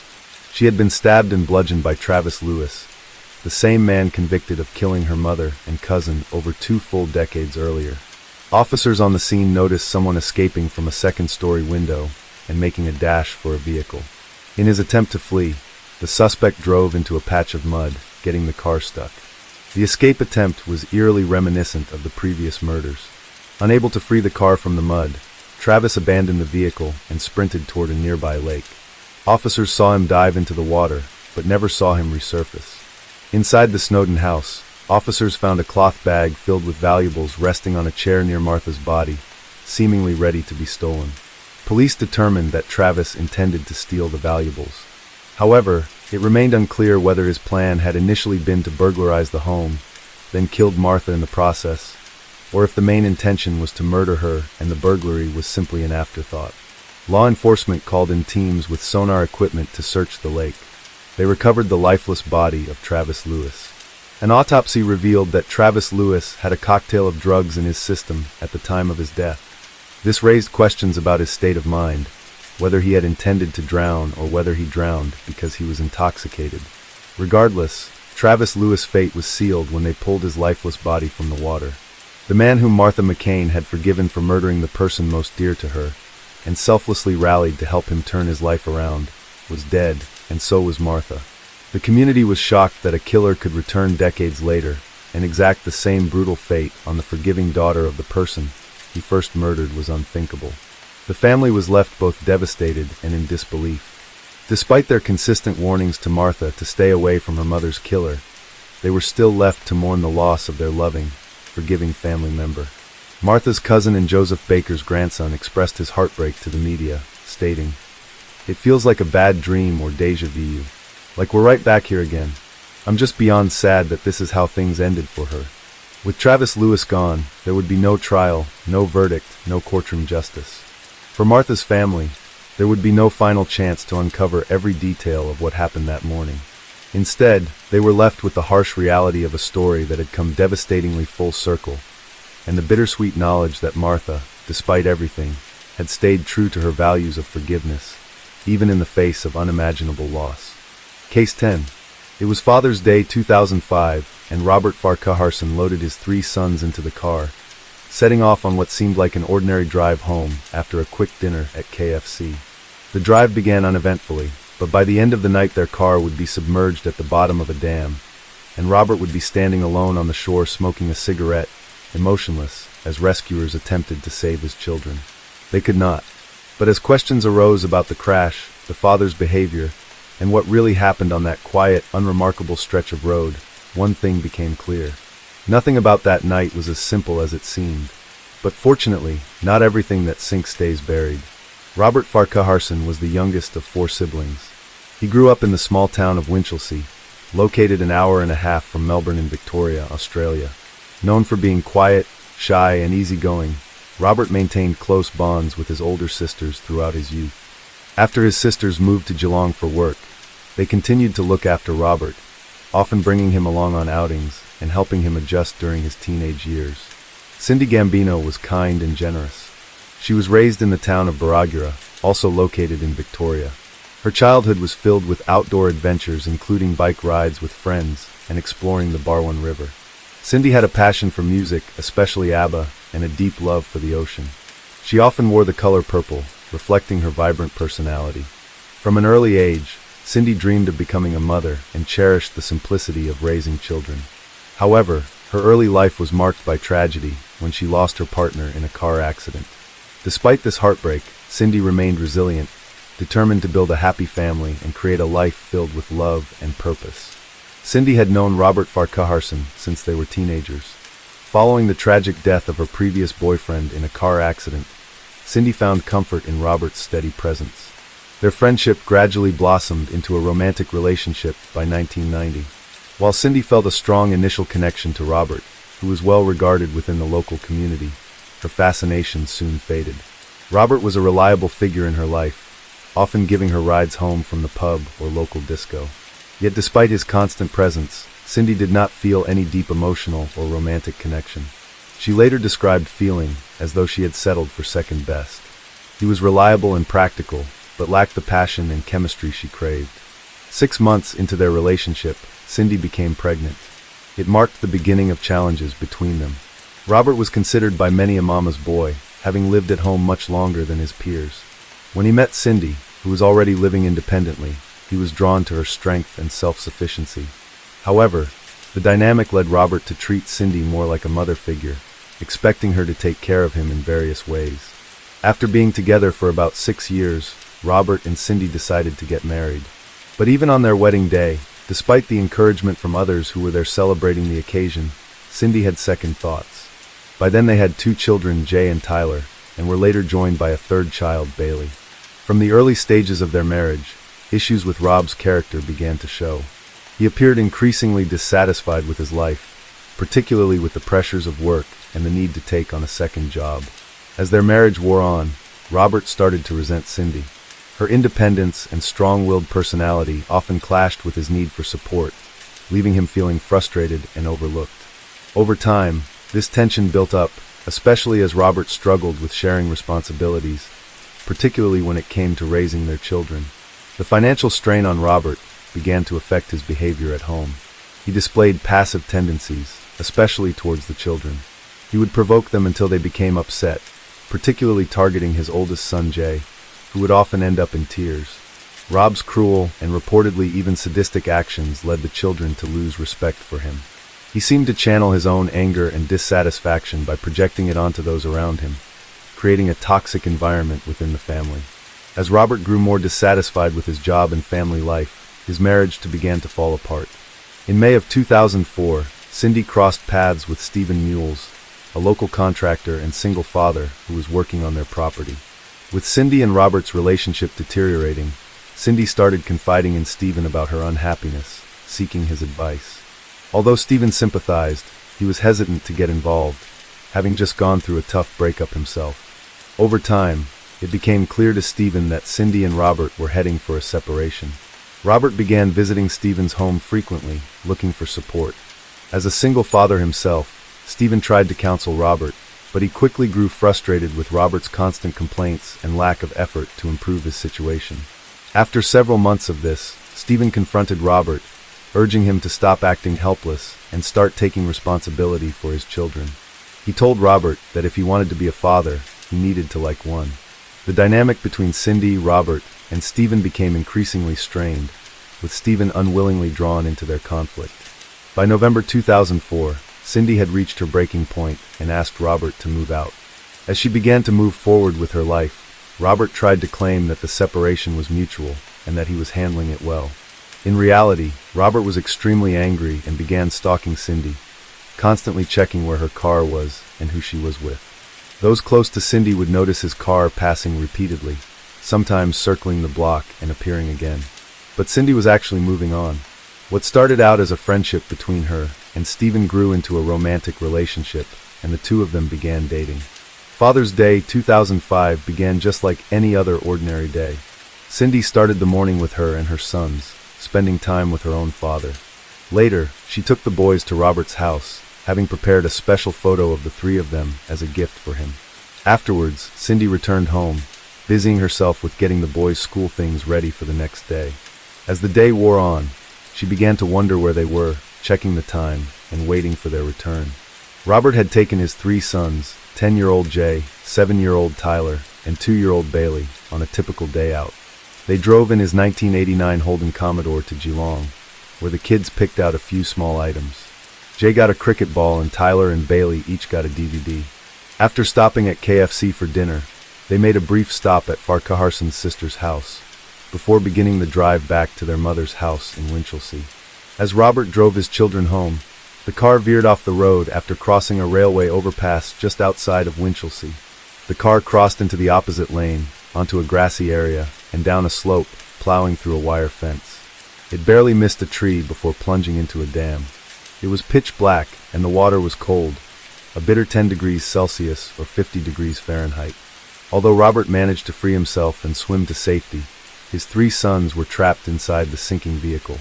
After reaching the safety of the water's edge, Farquharson flagged down 2 passing motorists.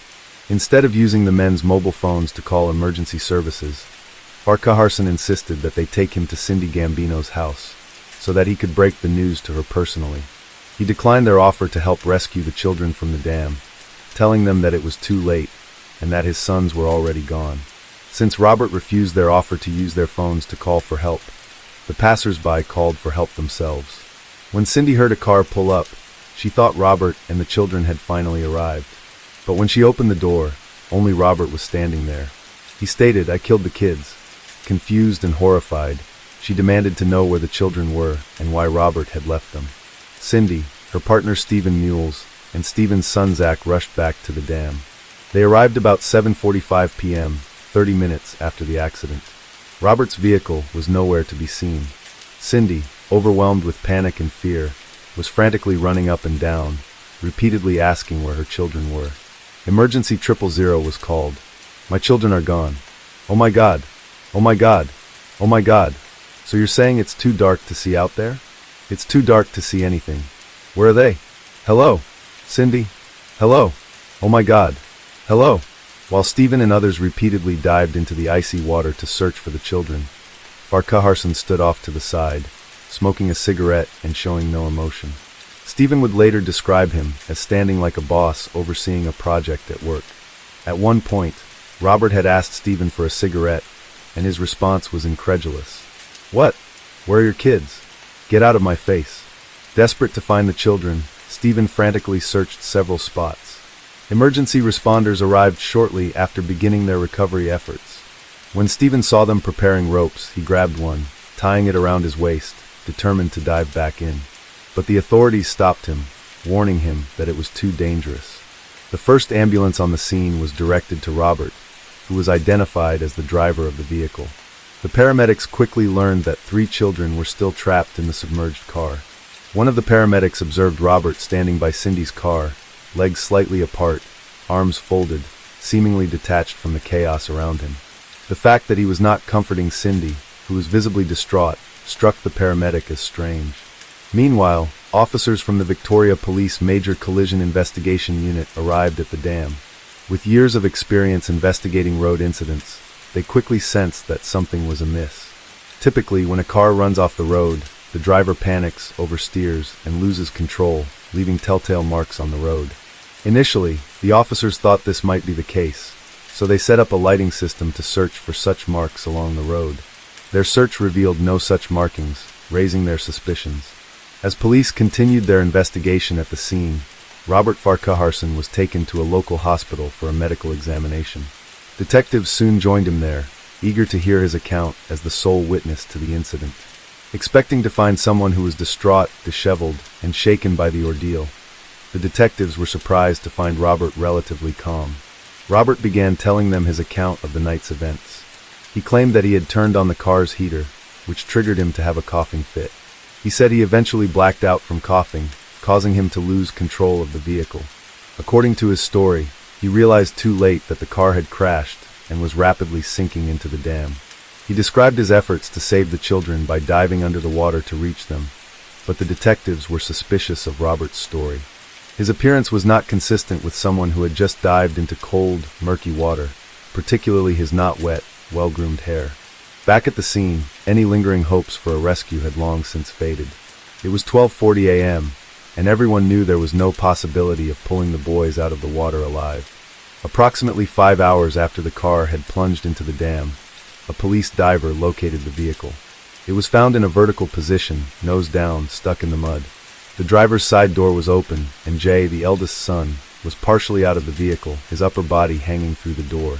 A heartbreaking finding that deeply affected those at the scene. All 3 children had their seatbelts unbuckled, presumably in a desperate attempt to escape. The car was retrieved from the dam, water hopelessly cascading out as it surfaced. One of the first things that caught the investigators' attention was that the ignition, heater, and headlights were all turned off. This increased their suspicions about Robert's coughing fit claim. The headlights being off, especially at night, clashed with his account of driving normally before blacking out.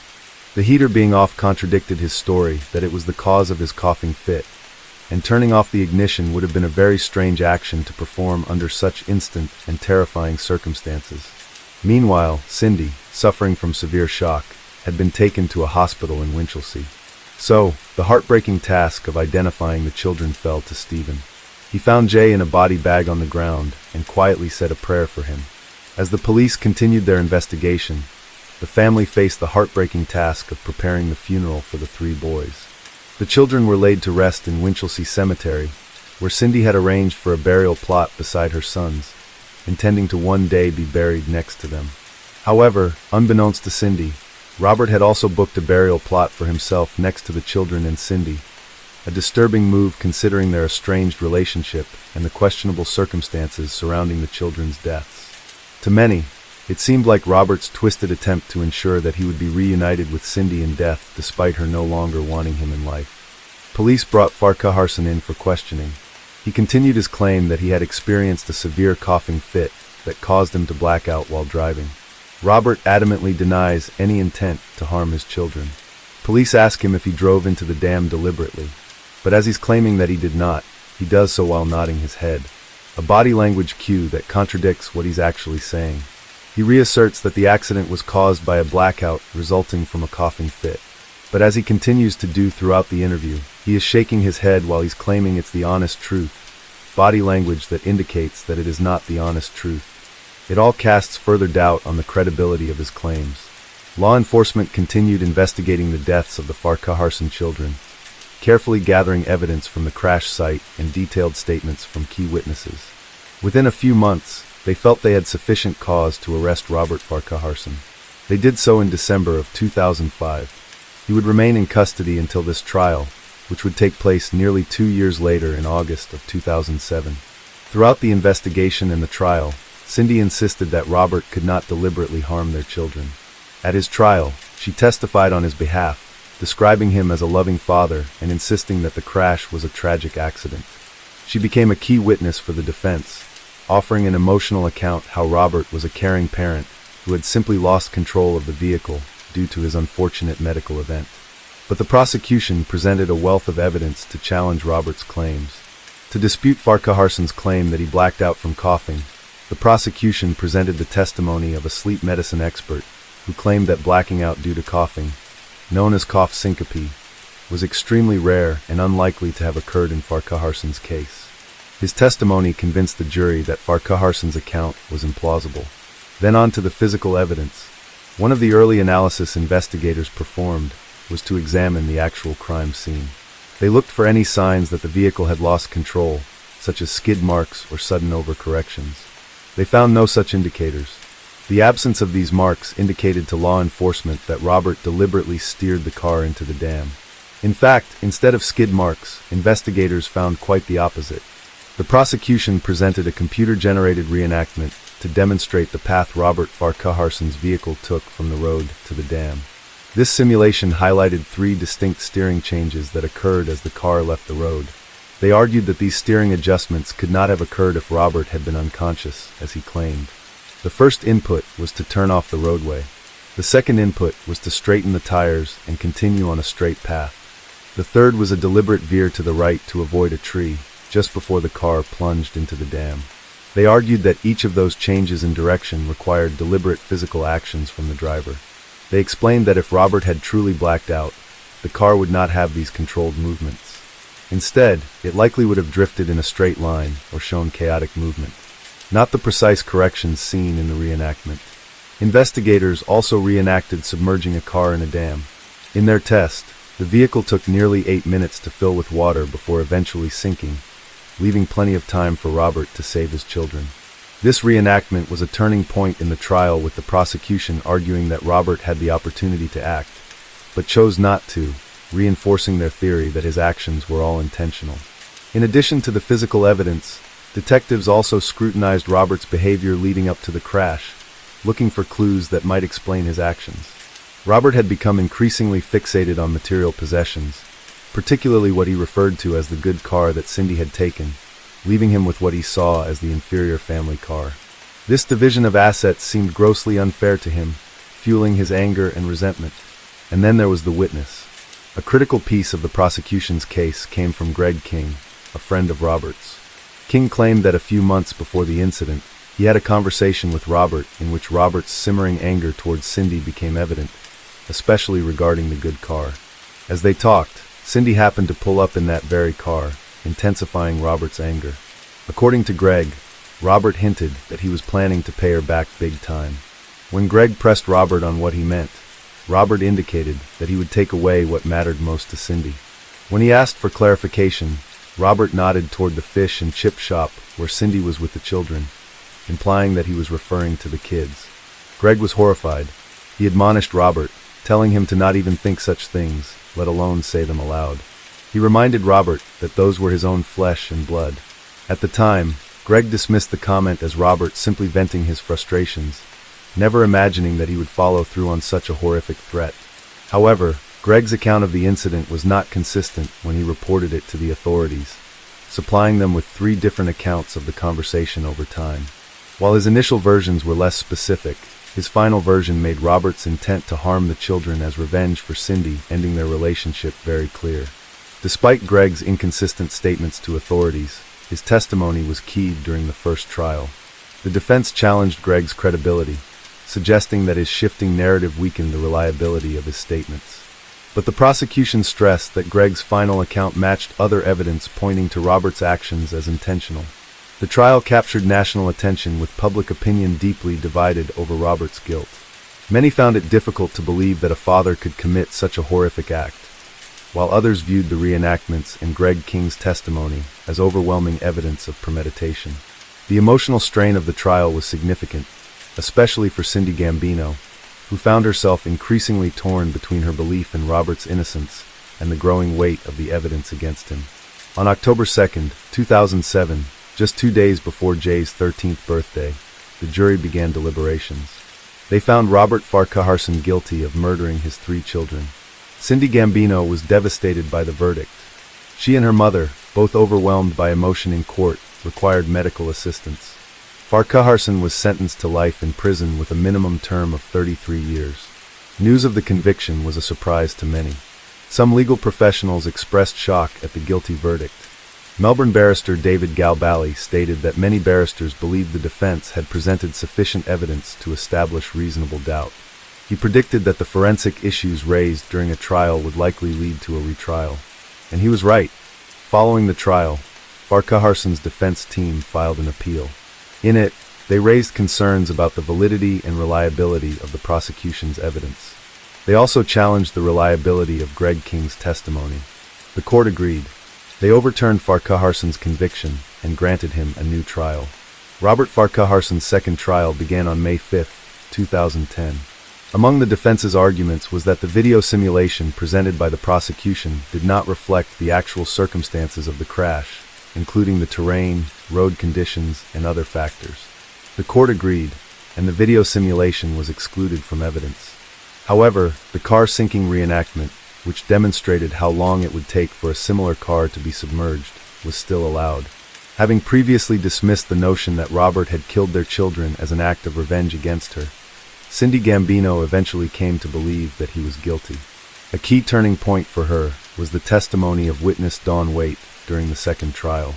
Dawn said that she had not come forward during the first trial because she was diagnosed with cancer. She said she figured that the prosecution had a strong case and that she would just be one of many witnesses, so they didn't meet her. But after seeing that he had been released pending a new trial, she came forward. She recounted that on the night of the incident, she happened to be driving behind Farquharson's car. She said that he was repeatedly braking, then proceeding, then braking, as if searching for a specific spot as he was looking deliberately toward the dam.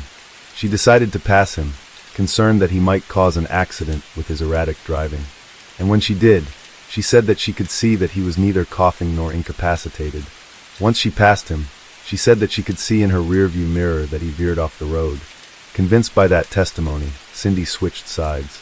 In stark contrast to the testimony she provided for the defense in the first trial, she testified against Robert at his retrial. Robert also took the stand in his own defense, and as a sergeant from the Victoria Police Department observed, he dug himself a hole that he couldn't get out of. He was unable to give answers to the questions posed to him, and his answer to anything that would incriminate him was, "I can't remember." As the police sergeant noted, the jury got to see the same Robert that they saw at the hospital the night of the crash, the one whose behavior led them to the conclusion that he had killed his kids.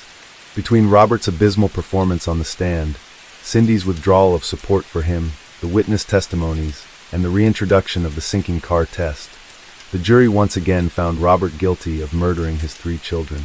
He was sentenced again to life with a minimum of 33 years. In the years following the tragedy, Stephen and Cindy got married and would go on to have 2 sons of their own. But their lives were never the same. Their irreversible pain was heartbreakingly evident in the powerful victim impact statement Stephen prepared for Robert's sentencing. It read in part, September the 4th, 2005. I spent some time in freezing water looking for Cindy and Robert's 3 boys.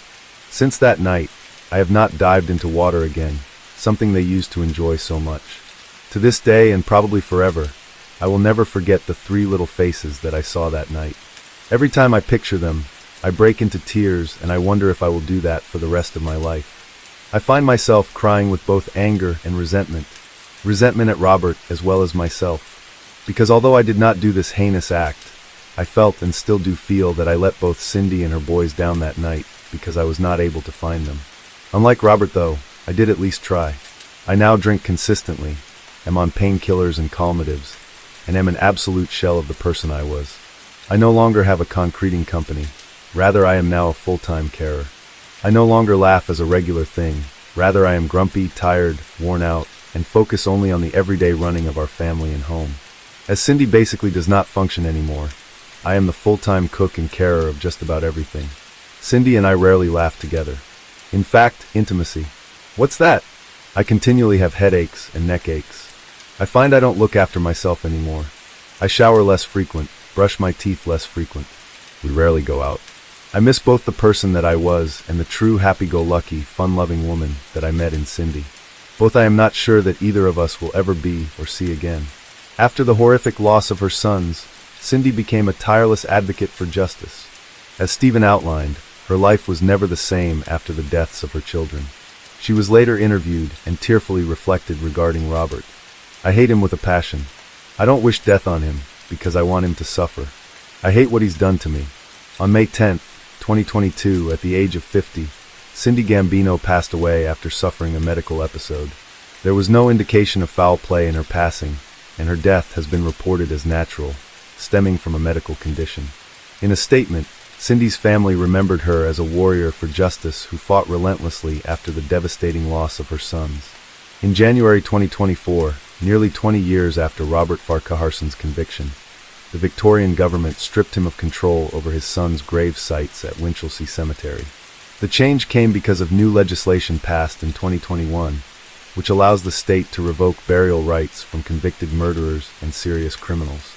Farquharson's name, previously engraved on the headstone as the father of much loved and cherished children, was removed. It was the first time the new law was applied. The Department of Health also ensured that Farquharson would not be buried in a neighboring plot, which had been a concern of Cindy's before she passed away. Robert Farquharson was sent to serve his sentence at the HM Prison Barwon in Lara, Victoria, Australia. Updates on his day-to-day prison life are limited. Since his incarceration at Barwon, Robert has reportedly lived in the protection unit, which houses high-profile and vulnerable inmates. While in prison, Robert claimed to have experienced another episode of cough syncope 4 years into his sentence. He said he began coughing again and, as witnessed by another inmate, collapsed and woke up after a few seconds, with a fractured ankle from the collapse. His legal team argued that this subsequent episode further demonstrated the authenticity of his cough-induced blackouts. After his second conviction, Robert Farquharson launched subsequent appeals in 2012 and 2013. Both were unsuccessful. Despite the failure of his previous appeals, Farquharson has caught a stroke of luck. Recent legislative changes now allow previously resolved cases to be reopened if new and compelling evidence surfaces, giving his case renewed momentum. As a result, scientific and legal experts, as well as investigative journalists, are raising concerns about whether flawed evidence or junk science influenced the original trials.